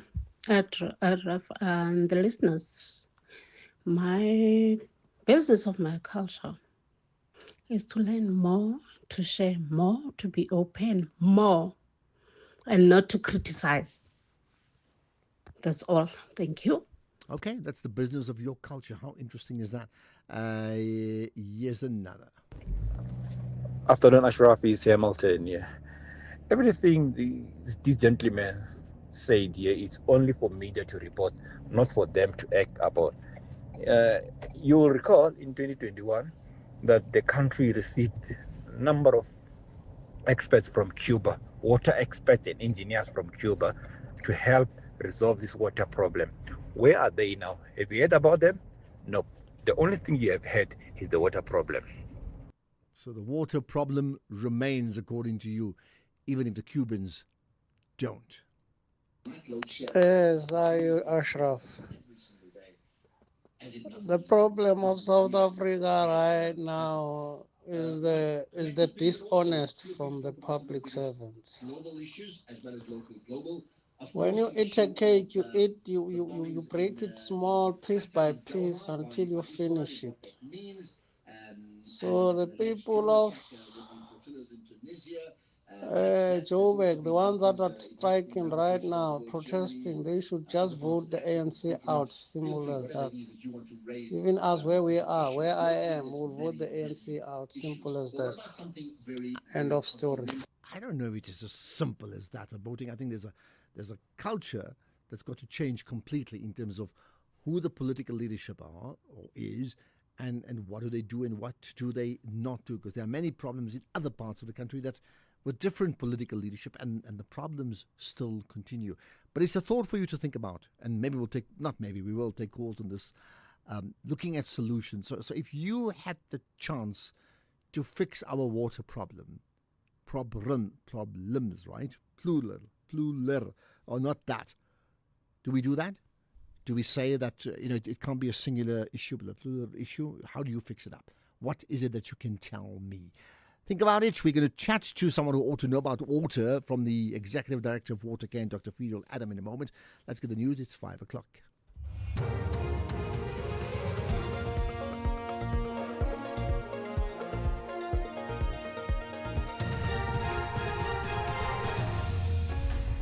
Police deployed to the northwest over illegal mining and new French Prime Minister sworn in. Good day to you. A large contingency of police have been deployed near Zeerust in the northwest amid incidents of illegal chrome mining. The police's Operation Valamgodi managed to stabilise the situation in the gold mining sector. However, more incidents of illegal mining for chrome and associated crimes have now been reported in other parts of the province, including Mahikeng. The Masebudule mining areas also experienced disputes between rival community groups, landowners, and the traditional leadership over mining permits. The Johannesburg Metro Police has warned motorists of significant traffic disruptions in the areas of Coronationville, Westdean, Westbury, Martindale, Sophiatown and New Clare amid protests. Metro Police spokesperson Kulani Fichler. The road closures have affected several roads, including major arterial routes such as Fuel Road, Harmony Street, Main Road, Perth Road and Portland Avenue. Law enforcement officials have been deployed, and motorists are further urged to exercise extreme caution, avoid and use alternative routes such as Price Street, Albertina Sisulu Road and Main Reef Road. More than 100 people have signed a petition that the former municipal manager of the Zamkulu municipality in KwaZulu-Natal, Zwelipansi Sikoshana, should not be granted bail in the Sindisa Makaka murder case. He was a councillor and former ANC Youth League Secretary-General who was shot in 2017 and died months later in hospital. Sikhosana was arrested in July at his home in Durban. This after the convicted hitman implicated him and the late district mayor, Mkhuleki Ndobe, as being the masterminds behind Makaka's murder. Sikhosana was previously arrested in connection with the murder, but the state provisionally withdrew those charges against him. The Western Cape Department of Infrastructure says good progress is being made on the R101 de Toerskloof Pass maintenance project. The pass in the Boland has been closed since the start of the month. Authorities say if all goes according to plan, it will be reopened to traffic by the 1st of November. The department's Minister, Tertia Simmers. There is no good time for roadworks from a road user perspective, and we appreciate the inconvenience roadworks cause road users. Even more in a case like this where the route must be fully closed. But the long-term benefit, including extending the design life of a road, outweighs the short-term inconvenience. France has sworn in a new Prime Minister, Sébastien Lecornu, amid anti-government protests and peaceful rallies taking place across the country. The BBC's Mark Lowen has more.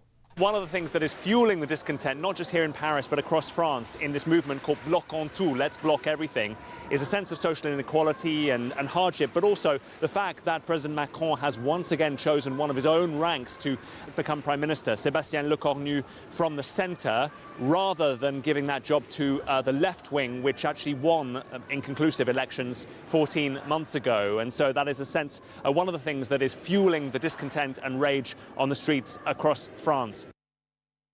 The top story, a large contingency of police has been deployed near Zeerust in the northwest amid incidents of illegal chrome mining.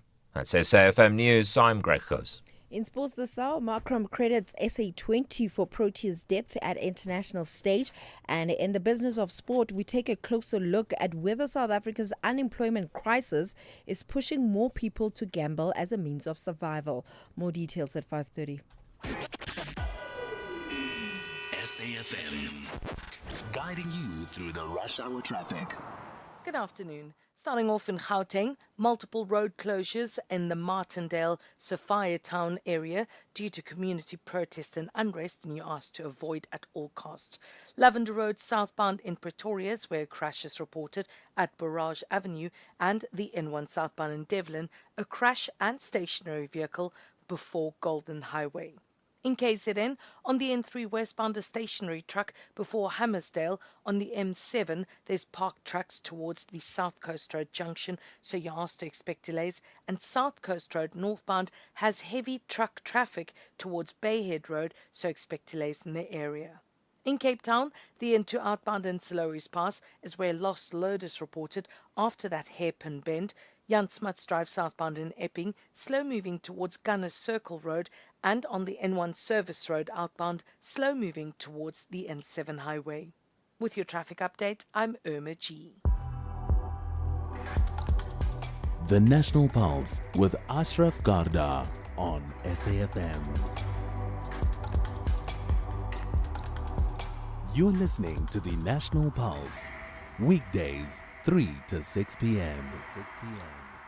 All right, it's such a big issue. We got take 3 on the issue of water. So earlier on, we had a conversation with the SABC reporter covering the story of the protests in mainly Westbury and then Coronation, because I'm looking at pictures now outside the Rahima Musa Hospital, which is really Coronation, the old Coronation Hospital. There's been protests there all day. There's been road closures. There's been bricks put on the roads. But the backstory of this is the absolute frustration of people who have had no water for 2 weeks. I can tell you now, and we are at this moment in time, and I do have a Jojo, just to tell you, in the area that I live, in the northern suburbs of Joburg, that since Sunday, late Sunday, we've had intermittent water start, stop, over the last 3 days. And it's a pain. And we are irritated. And we still have some privileges. Now, that's us. So if that's us, what about those who were 2 weeks straight, zero water? And I would think, knowing the communities from that area of Westbury in particular, very much working class, poverty-stricken, a very underprivileged community, under-resourced, how are they able to say, well, even if I don't have water, I'll just go and buy some water at the local shop, right? It's not going to happen. It's just too expensive. How do they survive? So how often can we talk about what is the problem? Let's find out now with Dr. Ferial Adam, who's the executive manager of WaterCan. And Ferial, often we talk about water can't. I don't know when WaterCan really will have the true meaning that perhaps you intended to be. Appreciate your time. Good afternoon, Ashraf, and to your listeners. Yes, I would like to believe that the people on the ground can actually do the water can and not the water can't. At the moment, it's the officials that are doing the water can't. Yeah. Let's talk about, I mean, we can talk nationally, but let's zero in on Westbury specifically, right? So I take it, just about 2 weeks, no water at all? Yeah, I mean, it's 2 weeks no water, but remember that they've been going through this for about 10 years now, where I've been working with people in Claremont, and they define days in their lives based on whether or not they had water. So I'd speak to people and they'd say, oh, when my granddaughter came home from the hospital when she was born, I had to go to neighbors to find water, or I had to go across the road. And then she'll say, oh, but she's 10 years now, so that's how long our water is. That's how they kind of documenting this lack of water. And I can understand then the frustration, right? Because if you think about it, you were talking about not having water, the intermittent, the throttling. But for 10 years, there are homes in Claremont, Coronationville, Westbury that will probably have 1 hour in 2 days, and then another 2 hours, and it comes on at 2 o'clock, 3 o'clock in the morning. So it's really a concern, and we know why this is happening. It's linked to the decades of neglect we've had on maintenance. So what we're dealing with now are reservoirs that are just not working properly. And here's the thought. I mean, we chatted. I mean, not chatted. We played some sound from the Premier of Gauteng, and he spoke about challenges, and so did the Mayor of Joburg, spoke about challenges and apologies. Do you get any sense as someone who's much closer to the action and the reaction and the problem that there is light at the end of this tunnel? You know, I'd like to believe that there is, but at this, we get to these points like today where we think there's no, like, I've been knocking on people's doors saying, what is going on? What is the real story? Because you'll hear Joburg Water will say, no, there's no inflow from Rand Water. Rand Water will say, no, we're pumping at 100%. So you get, and we right there, can you imagine how people on the ground are feeling? So there's that kind of finger pointing. And then also when you have such an event like today, then you have this silence from leadership. I saw some of the interviews that were just happened only about, an hour ago. But for the 2 weeks, where have they been? And this is something, and when the mayor says, I'm sorry, does he really mean it? Because we know what's causing this. It's the sweeping of funds from Joburg Water back into City of Joburg coffers. So that must stop. And they've just, they removed 4 billion at the drop of a hat from the Joburg Water account, taken it back to the City of Joburg. Now, this sweeping arrangement has been there, and it's historical. It's been going on for a long time. But it was about a 24-hour turnaround where they would sweep the money, and then City of Joburg would look cash flush, and then they would send the money back. But they're not doing that. So you have contractors who have not been paid, and Joburg Water struggling. How are we going to resolve this? I mean, we can't. I mean, maybe before we get to that, first of all, the protests, right? I don't know if you were close to the action today, but you certainly have been close to the action over the years to understand the levels of frustration. So when we talk about protests and whether they're legal or illegal, and they block the roads and they block traffic, and that's why there's been the police presence there. Can you encapsulate the sense of frustration of that community? Yep. I mean, it's completely. I mean, people are very angry and they're very frustrated, and they vowed not to stop protesting until they get water. The other challenge is that, they've been protesting for about a week and a half. So why hasn't Joburg Water and the mayor gone directly to the communities to talk to people? But instead, they leave it to police to then shoot rubber bullets, and that kind of reaction doesn't help. People want to be heard, and they don't want your interview from some conference center to say we're sorry. it's not going to help the situation. People want real answers, and I'm afraid we're not getting that. Okay, if you're not getting it, I mean, we're certainly not going to get it anyway. Let's just recap. Okay, I know you mentioned infrastructure breakdown, maintenance problems breakdown because of money's being diverted, and we can have that debate all afternoon, and it's not going to take us anywhere. What is your understanding with regard to this latest problem right now? Because when they say we will try and resolve the problem, that sort of sounds like, when you go to the garage and it needs an oil change, it's like, okay, we'll wait for 20 minutes. This is not a 10, 20-minute problem, is it? No, I'm afraid there's no quick fix. But what happened, what we're sitting with and why we're in the situation right now is, if you remember, we had the 2 pumps going down a couple of weeks ago, and it had a knock-on effect. Now, we've been saying this for a while, is that half of our reservoirs are leaking. So Joburg does not have water storage. When things go down, the reservoirs get empty almost immediately. And it is hot, so there is more use of water. There's an increase in population, which was not, they haven't allocated for that to plan for more people. So then what happens is that the reservoirs are empty. They can only be filled to a particular level because half of them are leaking. And then it's getting the inflow becomes a real challenge. So you have this extended period of people not having water, because as soon as there's a bit of water, people are using it. And of course, that's what people are going to do. The word I have is that people need to, we're trying to save water. People need to try and save water. And I said, but how do you tell that to people who have not had water? Exactly. How is this going to work? So that's the challenge. And that's why, until the city and its entities get a handle on this and try to at least get this to a point where it can moderately provide water to people, I think we're going to see these kind of protests. Where does Watercan fit in on this? I mean, in this, I mean, you've been effectively championing the cause for many years, but practically, where do you fit in? What do you do? Okay, so there's a few things we do. The one is we work with the broader civil society group. We work with the Joburg Crisis Alliance. We work with the Water Crisis Committee. There's a whole range of organizations that have come together, and we're working together. We've just issued a statement that includes the Amit Kathrada Foundation, Abba Shlale, Defend Our Democracy. So it's a whole list of people, and we trying to engage and see where we can actually put the demands, and also watching the truth. What is the truth and what are we being told? So we organizing, Ashraf, a protest on the 1st of November. We've chosen a Saturday because, people saying, why would you protest on a Saturday? Nobody's around.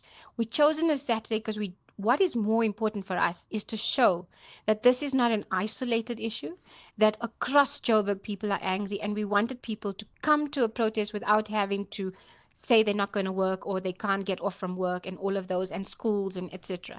So that's the 1st of November, and that's what we're doing. We're also part of the presidential working groups, and we're monitoring. So at the working group level, there's a really good plan on water, but they need the budget to implement it. And if they had the budget to implement it, then I think that within 2 to 3 years, we would see some level of restoration of our water systems.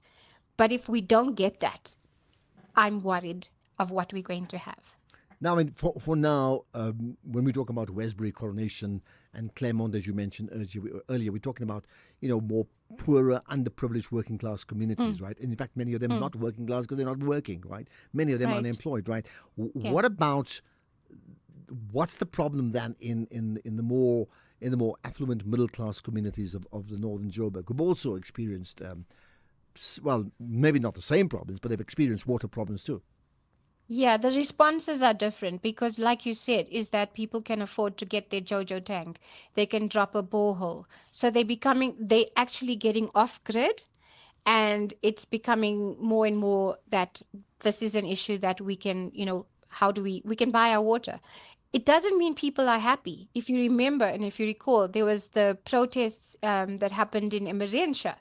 Was it last year or the year before? Yeah, and there are growing protests in middle class areas as well. People are also fed up across, and that's the one thing that when I say there's this bigger group of people, this water group, I would say a civil society group, we have, on our first meeting, we had representatives from almost every region, city region, except the Sandton and Midrand. And that wasn't because people didn't want to attend, we just didn't have a contact there. Now we do.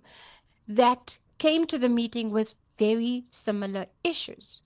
That there's water cuts, there's throttling, there's no attention to leaks, there are sewage manholes overflowing into rivers and streams. So all of that is being felt across the board. And I think while people can get their boreholes and those kind of things, there's still a large amount of the middle class areas that we are fed up as well, and they will be joining the protest. Do protests work?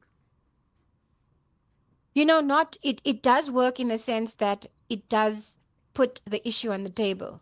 If Westbury and Coronation were just doing what they were doing 3 weeks ago of just sharing WhatsApp groups and complaining to the councillor, would we have known? No, we wouldn't. But they had this protest, and now the whole of Joburg knows about what's going on there. The mayor has had to talk about it, the councillors have had to meet about it, and that's what you want, because then you want them to be able to give you agreements that this is what we're going to do, and then you can hold them accountable. Let's be honest, there's a local government election and everyone is talking about, well, we will see who we vote because of the water issues. But whoever wins an election, I mean, I'm looking at the many political parties, right? Whatever promises they make, are they in a position to effect change around the water crisis or crises when they come in? And I say that because I've had people calling in even today. It's like, just change the political party that's in power and everything will be fine. I mean, I'm suggesting the bad news is a lot more difficult than that. It is more difficult, and as I said, there is no quick fix. Whoever goes in there it needs to be implementing this 2 to 3 year plan. The difference, though, Ashraf, is that we've been saying that you need to stop wasting the funds. You need to stop sweeping the money away from entities. You need to ring fence. And the council has approved ring fencing in December last year, but are dragging their feet on actually having this happen, because there's a whole lot of things that need to be put in place. So they'll say, oh, it can't be done as fast, so then they'll skirt around the issue. But we're saying, hopefully we'll have whoever you vote for needs to be mindful that and this is where it's important, is that people need to realize that citizens are taking action.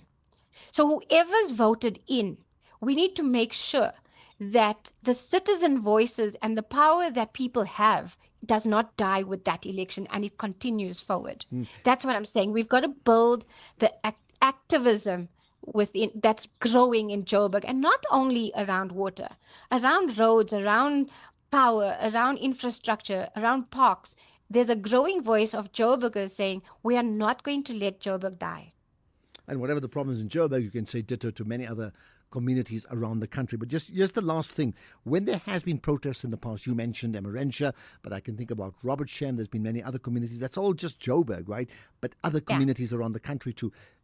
As you said, sometimes it forces a mayor to make a statement, right? But just a quick answer on this one here. Have you been able to pinpoint a day where there's been protests and the same day or within 24 hours there's been an actual meaningful change besides an elected official saying, I'm sorry, we will leave no stone unturned? No, well, I hope that we're not going to stop with just the mayor saying he's sorry. It's not enough, in my view. But I think that the whole establishment of the presidential working groups came about because of the anger and the frustration shown by protests. If you remember last year, there was a lot of protests, a lot of unhappiness, and people called on the president, and then the presidential working groups were established. Okay. It's been a rocky start to it, but I do think it's allowed access to ordinary people that we wouldn't have had before. And it's a kind of move towards democracy where actually people can say what they want to see in their city. And that's where I can leave you, Dr. Field Adam, the executive manager of Watercan. Remember that? Give back the money. What about give back the water? Spar brings you super savings. Get 450-gram Bacoma Wheatbix for $26.99 and 50 megs free data on Spar Mobile, or 750-gram Nola mayonnaise for $38.99 and 100 megs free data on Spar Mobile. Plus, you could win your share of 6 million rand in instant cash. Prices valid until 22 September 2025, while stocks last. T's and C's apply. If you think you cannot afford a lawyer, Think again. Clientele Legal has made professional legal services affordable for you. Whether it's a civil, criminal, or labor-related matter, we have a nationwide panel of attorneys standing by to assist you. SMS SAFM to 32195. That's SAFM to 32195 and we'll call you back. Clientele General is a licensed non-life insurer and an authorized FSP. Standard rates and terms and conditions apply. The Morning Brief.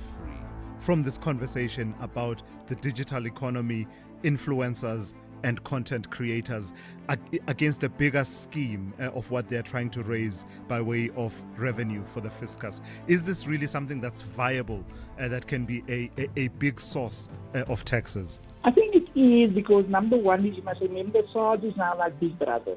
Whatever you do, whatever goes via your bank account, whatever you are doing on social media, etc., SARS is watching you like Big Brother. And because of that extended reach in terms of technology and your social media, so even before you think you know it, SARS knows it already. Professor Rashid Small, Executive Manager of the African Virtual Institute of Accountancy. Tulasizwe Simelane on The Morning Brief. Ashraf Garda on the National Pulse. Okay, from water problems to looking at other issues, there's a fascinating competition to talk about. The heads of competition authorities, if you want to call it that, from the BRICS countries are currently converging in Cape Town under the framework of the BRICS Leaders Meeting. So important topics have been discussed, including the one that focused on global commodity traders. You got that, global commodity traders and the impact on competition and local economies. Now, James Hodge has taken part in that, so we thought let's pick his brain about it. James Hodge is the Chief Economist and Acting Deputy Commissioner at the Competition Commission of South Africa. James, appreciate your time, and you are well connected here to the National Pulse. Thank you very much. Thank you. I want to get to what we really talk about in a moment, but let's just start with the law conference that took place and maybe some of your takeouts from that. Well, I think the law conference yesterday highlighted almost that we're living in very uncertain times. A lot of the rules of the game in the global sphere have been upended, and the sort of multilateral system that was meant to bring about mutual economic development across the world is now fractured. And so a lot of the questions were around what are the implications of this for South Africa, for our policies, and also for competition law, which, as you all know, there have been some retaliatory threats against countries or groups like the European Union for trying to impose measures against US tech companies. Very, very topical, of course, right? So is there anything that came out of that you felt, particularly should resonate well with you, but certainly with the audience tuned in today? Well, I think it is, about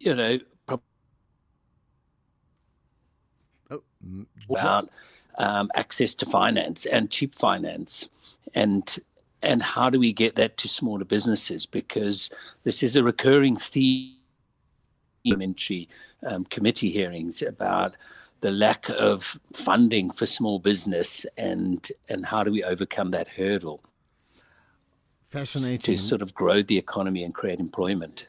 Okay, we're just losing you for a second or two. I know that hopefully the line will get better as we progress. James, let's then talk about this conference that you attended today, and certainly your contribution, which we touched on in the introduction, around commodity traders and the impact on competition and local economies. Tell me about that. Oh, I think we really do have this line disconnection with James Hodge. Let's see if we can try and reconnect with him in just a moment or two.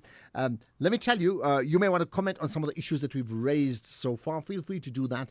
WhatsApps are welcome, but you can also call in live as soon as we get a chance. And from around 5:45 onwards, we'll take all your calls in one go. Okay, we do have James Hodge back on the line. James, I was asking the question about the conversation you had today under that theme of commodity traders or global commodity traders and the impact they have on competition in local economies. What can you tell us about that?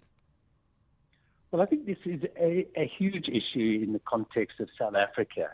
If you look at our foods that we eat, global trade in wheat, in maize, in oil seeds, all are important factors in impacting on the bread price, the maize meal price, and all your cooking oils. But also these grains are, for instance, 70% of the cost of chicken. So they affect your proteins like beef and chicken as well. And although we have our own markets, South Africa's Futures Exchange, all our prices are actually linked to global markets. And the discussion was really around, that global trading markets, now there's 4 companies that really control 70% of global trade. And they're doing a lot more speculative trading as well as just moving physical product. And so what we're starting to see are these big price spikes and volatility, which can have an enormous effect. So, for instance, last year, the maize price increased 60% in a matter of weeks, which had a huge effect on, you can imagine, South Africans. And it did ultimately correct itself. But these sort of big price swings have the biggest effect on food inflation, which everyone has experienced. And the Commission has released our cost of living report, at the end of last week, and it highlights that food remains a problem. Food inflation remains a problem that is pushing people into food insecurity. Mm-hmm. How does one challenge that? It's incredibly difficult because, we have national jurisdiction to look at the effect in South Africa alone. And so it is difficult to try get and address global issues. And hence the discussion at the BRICS conference was, how can the BRICS group start to look at this issue collectively and collaboratively to actually solve it? Because within the BRICS group, you've got some of the biggest agricultural traders, Brazil, India, ourselves, Russia. And so there is an opportunity to use that cooperation to start to address it. Mm-hmm. Maybe just one last thought before I let you go. There's been a criticism, I'm not sure I've got the facts to back it up, but from many people suggesting that, in fact, never mind one being part of the BRICS summit like South Africa certainly has been, or the BRICS nations rather, that there hasn't been, outside some of the comments at conferences, there hasn't been meaningful contribution in terms of supporting one another. And as an example, for example, when South Africa is on the back foot regarding terrorists and Donald Trump, you don't hear the other BRICS nations, the bigger ones, and I'm talking of the original 5, who comes out and says, actually, we support South Africa, we'll stand by them. Well, I think there's been quite a lot of support, at least at the G20 level. So, these are running concurrently this year. We have the presidency of both BRICS and G20. But certainly when some of the attacks on South Africa's G20 presidency came out, we even had the European Union offering support and others.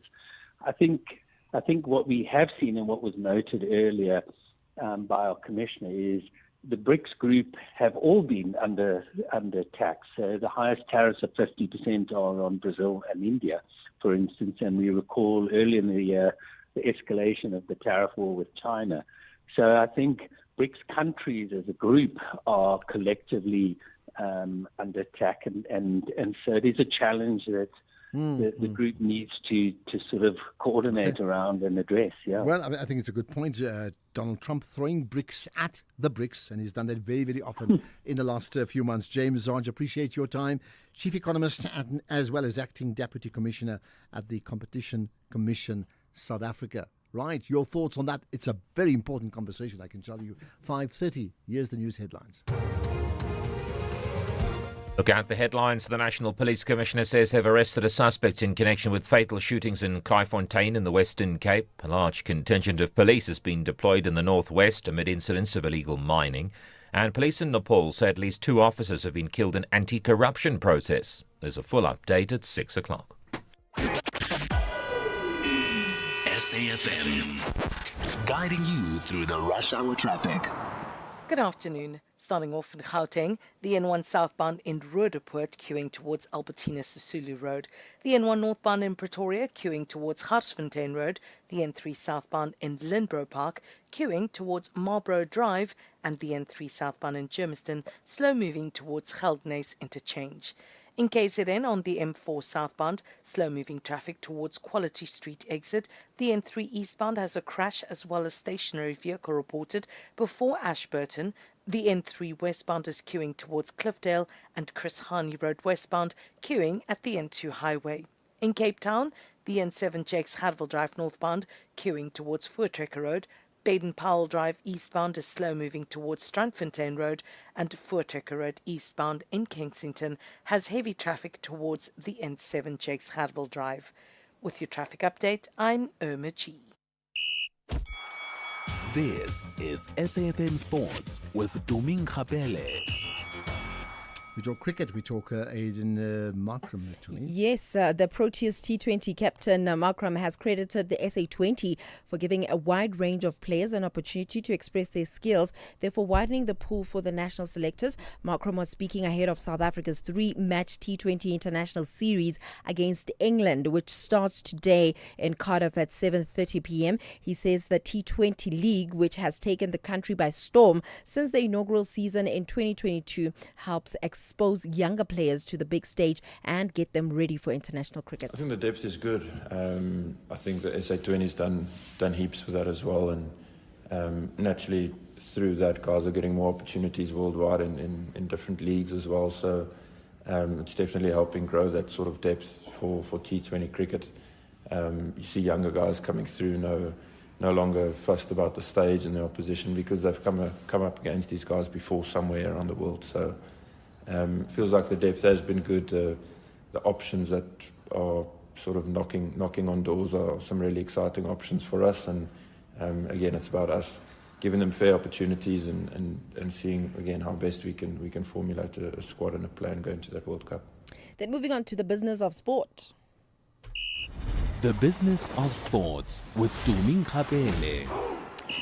So today we're taking a closer look at whether South Africa's unemployment crisis is pushing more people to gamble as a means of survival. As per usual, every single Wednesday, we do have founder of Cash and Sport, Nqobile Ndlovu, who is joining us on the line. Nqobile, it's always great chatting to you. A very good afternoon to you. I mean, in terms of sports betting, we've seen how it has exploded in South Africa in recent years. Do you think it's driven more by unemployment, or is it simply the accessibility of the betting apps?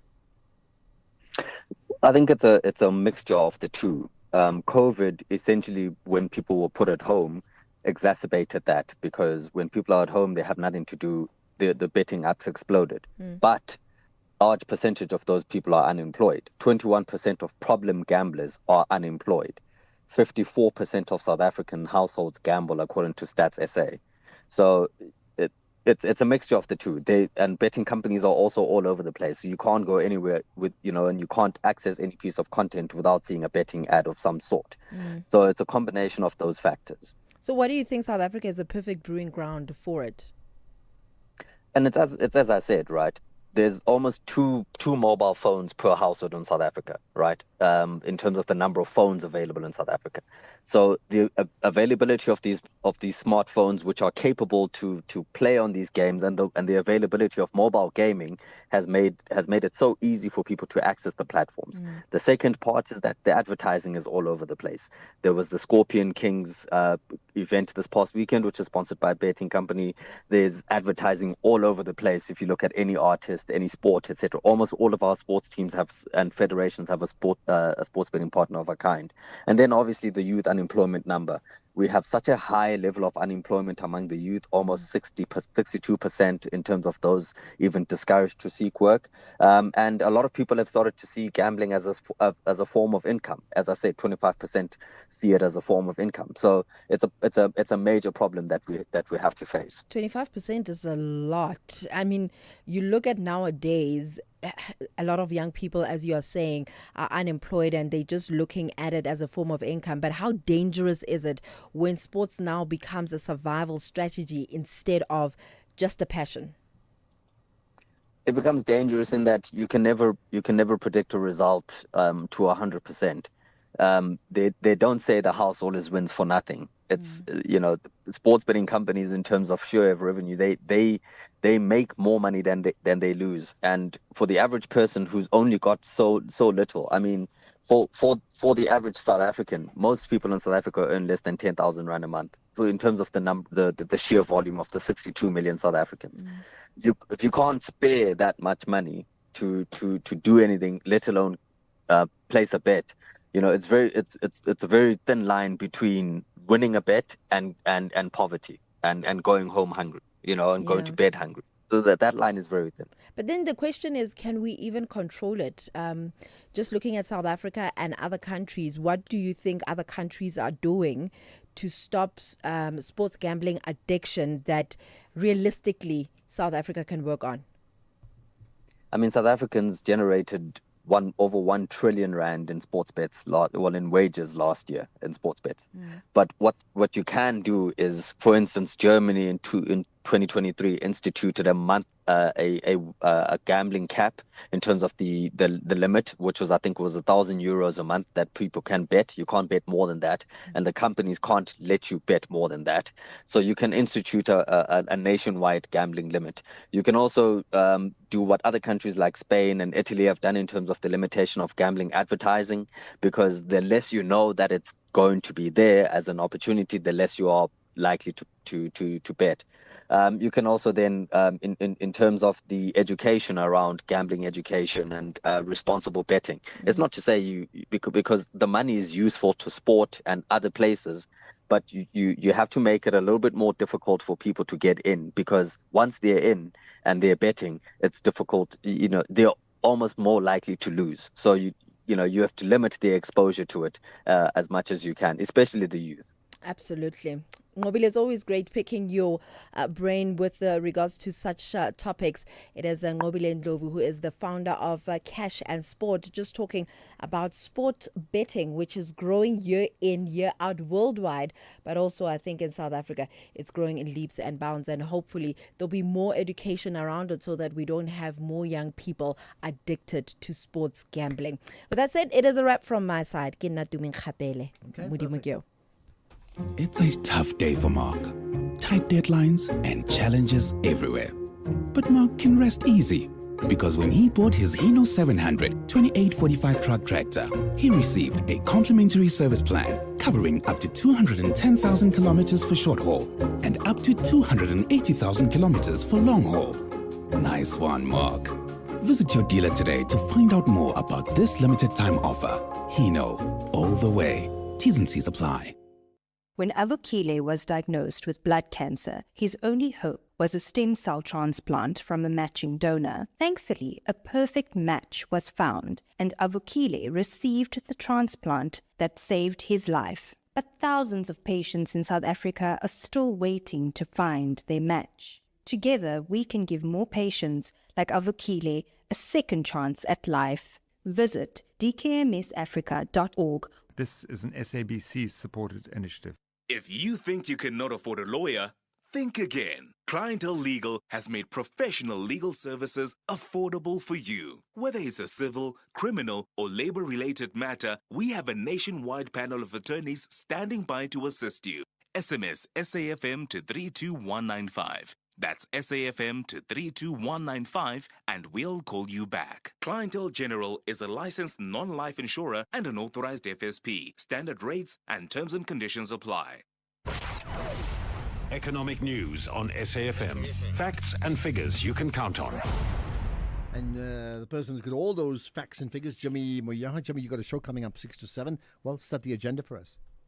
Good afternoon, Ashraf. Good afternoon to the listeners. We're going to be taking a look at results out of the businesses that are known as Growth Point and Old Mutual. Both companies gave us an update. In the case of Growth Point, it was the annual numbers. In the case of Old Mutual. It was interim numbers for the first 6 months of the year. We're going to take a look at both of those conversations with each company and see what we make of the performances there. Then we've also got a conversation around something that was said by the president. The president of the Republic of South Africa alluded to potentially a merger between Postbank and African Bank, and I thought we'd take a look at that in the efforts to discuss the formation or the potential formation of a new state bank. We're going to take a look at that with our banking expert and see if we can make head or tails of that suggestion and see whether or not there's merit there. And then we've got a conversation with the team at Allan Gray about the power of playing the long game in terms of long-term investing. And then we're going to wrap up the show with an executive lounge conversation. We're going to speak to the regional director and CEO of Remax Southern Africa and get to know him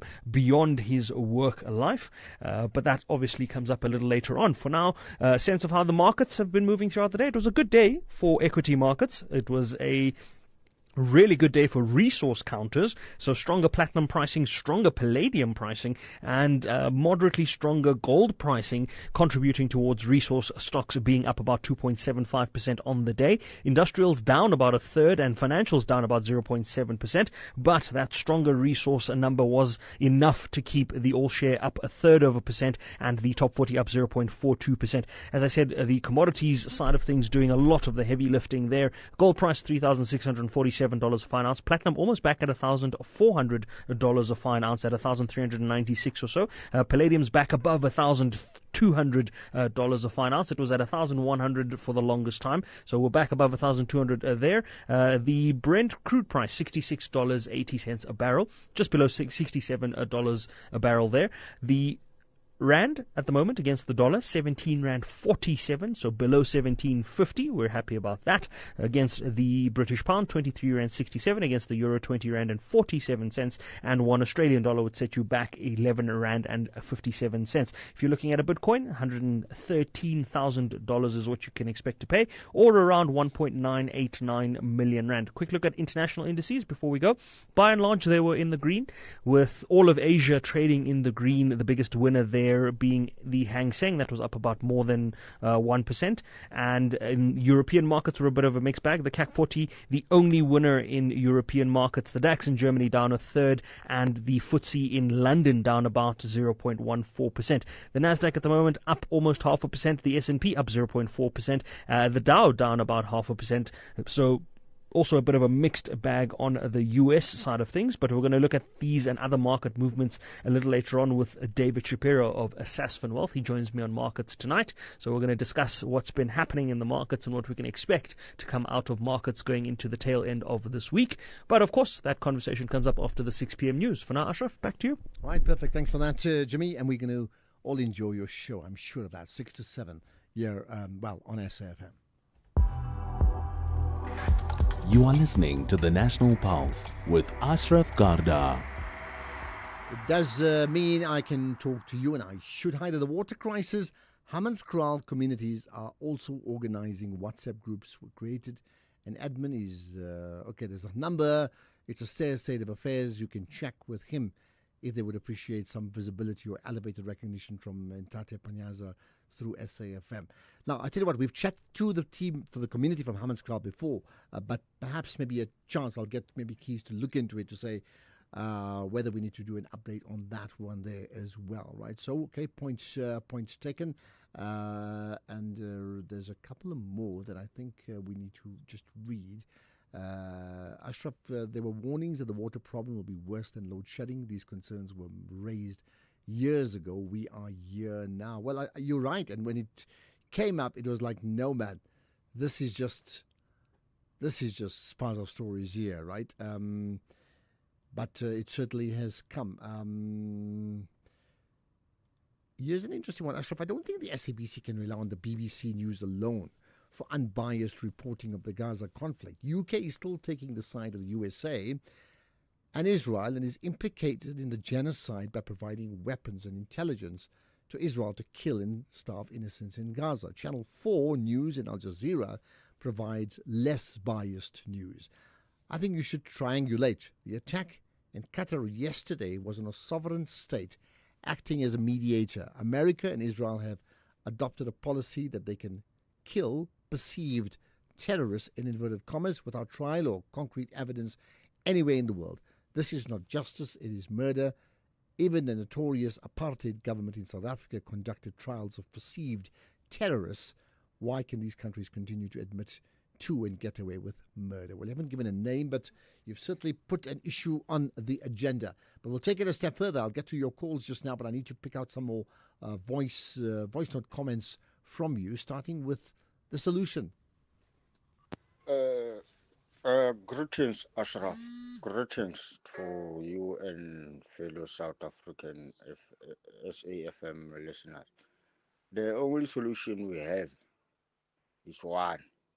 We must no longer go to the voting station and vote for any other party, because the elections will always be rigged and then will remain the same.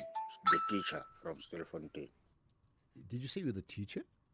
So no elections, no vote, nothing. And what do we do then? How do we decide who runs the country? Give me that solution too. Ashraf, Ashraf, I feel shame for people of Westbury crying about water. But, where I come from, somewhere Malamlele villages, we have been in day zero from 1991. People still vote ANC. Because we've got no road that we can close so that the government can see this is a serious matter. Even today, there's no water. Good afternoon. So, let me ask you this. Why do you tolerate it? Like, seriously, why do you as a community tolerate that level of absence of service delivery? Yeah, good afternoon, Ashraf. You see, this is a perfect time for this so-called South African human rights. This is their time now to come and deal with the rights of the South Africans. Not this thing of defending the undefendable. Thank you. Okay, but you're not very clear what the specifics are of what you just said. I did ask you if anybody has been actually in Westbury or any other places on protesting. I really want to get the human side of protesting. What's it like? Why do you protest? And then what happens to you when you do protest? Good afternoon, Ashraf. This is Spike in Cape Town. Sometimes I really ask myself so many questions, yet so few answers I'm getting. This lady, or the lady that you are interviewing, she says people want the mayor to come there, not to send the police, and the police end up shooting with rubber bullets and the like.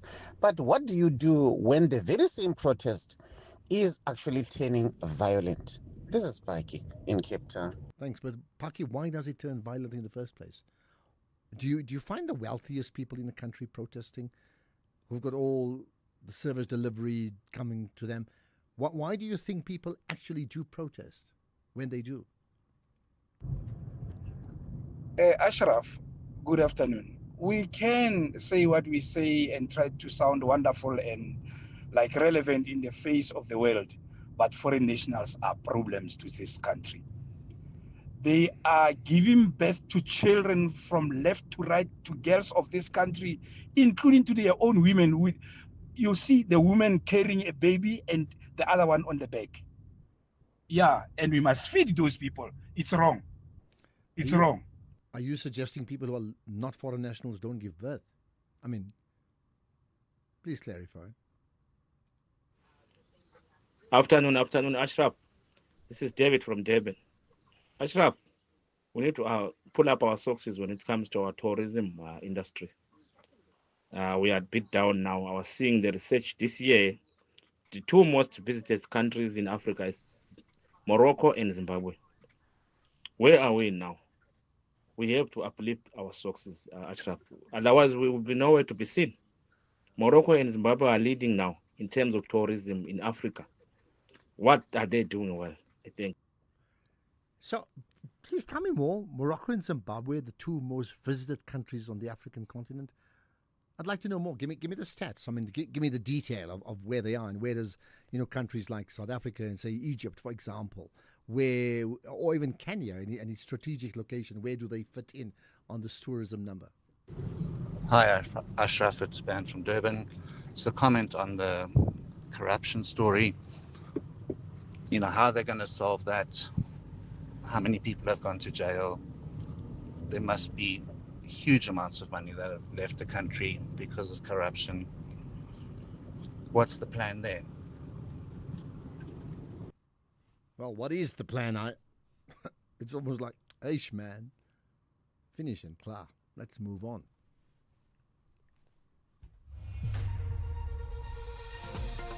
The SABC News Portal is your one-stop digital platform for all the news you need. Stay connected with the latest and breaking stories. Listen to all SABC radio stations live, including podcasts, and also watch the SABC News channel with clips and live streams of all the big news events. Simply download the SABC News app on your smartphone from the Play or App Store. SABC News, independent and impartial. Right, the SABC is proud to partner with Africa's biggest marketing conference. It's called the Nedbank IMC. It happens, on that one day, 25 top speakers, including 6 global keynotes, will be delivered. The theme this year is Marketing is Business. And, of course, I would think you should be there, right? The conference is taking place on the 18th of September in person in Joburg, where you can book online as well, or follow it online. Book now at imcconference.com, imcconference.com. Marketing is business, but I'm sure you know that. The National Pulse with Ashraf Garda. Weekdays, 3 to 6 p.m. Right, and by the way, if you have any suggestions, like specific in terms of topics we need to cover with, maybe a certain area that you think, hey, I need the National Pulse to get their pulses racing on this one year, just drop us an email to, feedback@safm.co.za. Can you do that? Feedback@safm.co.za. Hi, Ashraf. The city of Cape Town met with the difficulties when they tried to fix the service to the Black Township, like Khayelitsha, Langa, and other areas. And as a result, they blame the DA, that the DA is saving the services to the white people only, whereas in the Black Township, they hijack the car, they rob the employees, and they want protection fee. So, in most cases, they will say the DA doesn't fix the service to the black area. As a result, my name is Les. But I mean, is that like absolutely true, or is it just an opinion? I mean, what are the facts and figures around that? And if we say that's true, then let's take the ANC. Does the ANC, which is in control of many of the municipalities, the majority in the country, do they then deliver service to, let's say, black people? If that's a question we should be asking. Right, we have, here's a comment, we have murders every day of innocent people and children. Why zone in on Israel and Trump when we have enough troubles in the land? Lynn in Pretoria. Lynn, have you been listening to the show today? In fact, we actually had Fani Masamola commenting about issues around murders and violence today, actually. And whenever these issues come up, we talk about it. Does that mean we must not talk about other countries in the world that impacts? Can you imagine if the world didn't talk about South Africa when we had apartheid? Just think about it. Impo in Randfontein, hi. Impo, you're live. Hello. Hello. Yeah, you're live on the air. Go for it. Can you hear me? I can. What's your point, Impo? My point is about the attack on Dahar. Yeah. It has happened so many times that Israel is attacking. Everybody's condemning, but nothing is happening. There's no way that Israel can just go for scope free. But it's also very interesting that the South African Jews, board of Jews, they are quiet on the brutality that is happening everywhere in the world. But sorry, wait, just that last part. Who did you say is quiet? I'm not too sure what you meant. I'm saying there's a body here in South Africa of the South African Jews, which subscribes to the Zionism. Now I'm saying they are quiet on the brutality. We don't hear them comment that there's a brutality in this country, in the world, because of how Israel is treating itself. Okay, got that point noted. I tell you what, I'm not too sure which body you're referring to. I'll leave it to you to work out which one. But there are people of Jewish descent who are supportive of the Israeli position, and there are also many people of Jewish descent who are very critical of the Israeli position. I mean, the interesting one I just picked up yesterday, Neil Coleman's mother, 90 plus, wrote, I think, a piece to the South African Jewish Board of Deputies stating her position. So it's certainly not a cut and dried position where everybody as a monolith just has a position as one grouping. There are people supportive and there are people who are not supportive, as may well be the case with many other issues in the world, isn't it? Good afternoon, Ashraf. You see, this thing of rivers and wetlands that are overflowing of sewer is not being taken serious by politicians and the media houses. But very soon, we are going to cry as a country. I'm Bafana Kumalo in Memel. How are we going to cry? Bafana, I could have given you 10 more seconds to say, we're going to cry because what? Good afternoon, Ashraf. Emmanuel Imtolo in Durban. Ashraf, we have a water crisis. The country has a water crisis everywhere. Water crisis. And for me, it's a deliberate act of actually Congress who switch off water so that they can get tenders, send those water tenders to the communities. See the water mafia. Thank you. Okay, the water mafia. I hear that so often.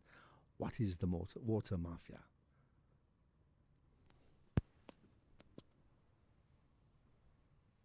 Hi, Ashraf. Errol here. Hope you're well, my friend. When do protests work? No, they normally work when they are peaceful.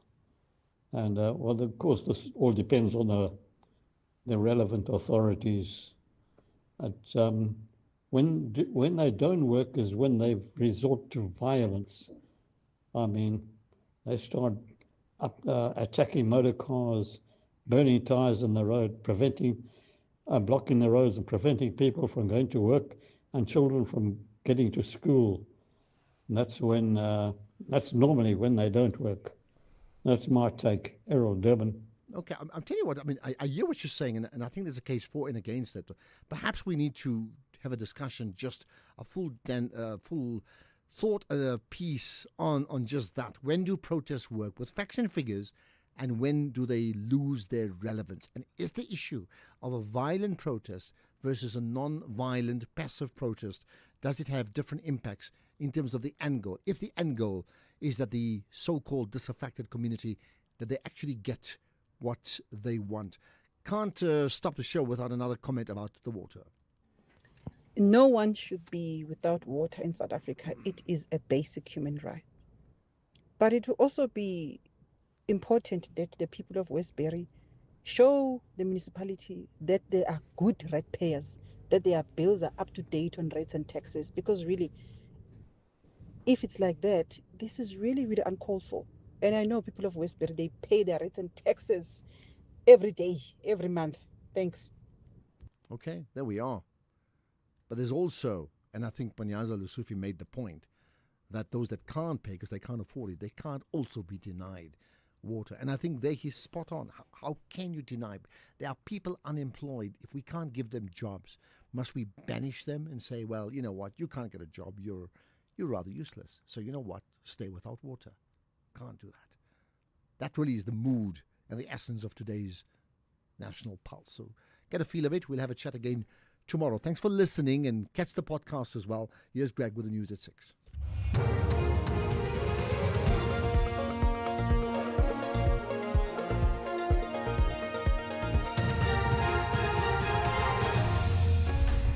Thank you, Ashraf. In this news update, arrest after Western Cape shootings and police deployed to the northwest over illegal mining. Good evening. The National Police Commissioner, Fanny Masemola, says they've arrested a suspect in connection with 2 fatal shootings in Kraaifontein in the Western Cape. Last night, officers found the bodies of 2 women and a wounded person in Wallasdean. In another incident, also in Wallasdean, police found 2 women in a bedroom with gunshot wounds to their heads. 2 more victims were then found dead in Eikendal. The National Commissioner says the 49-year-old suspect has been arrested in connection with the killing of 4 of the women. He says the firearm allegedly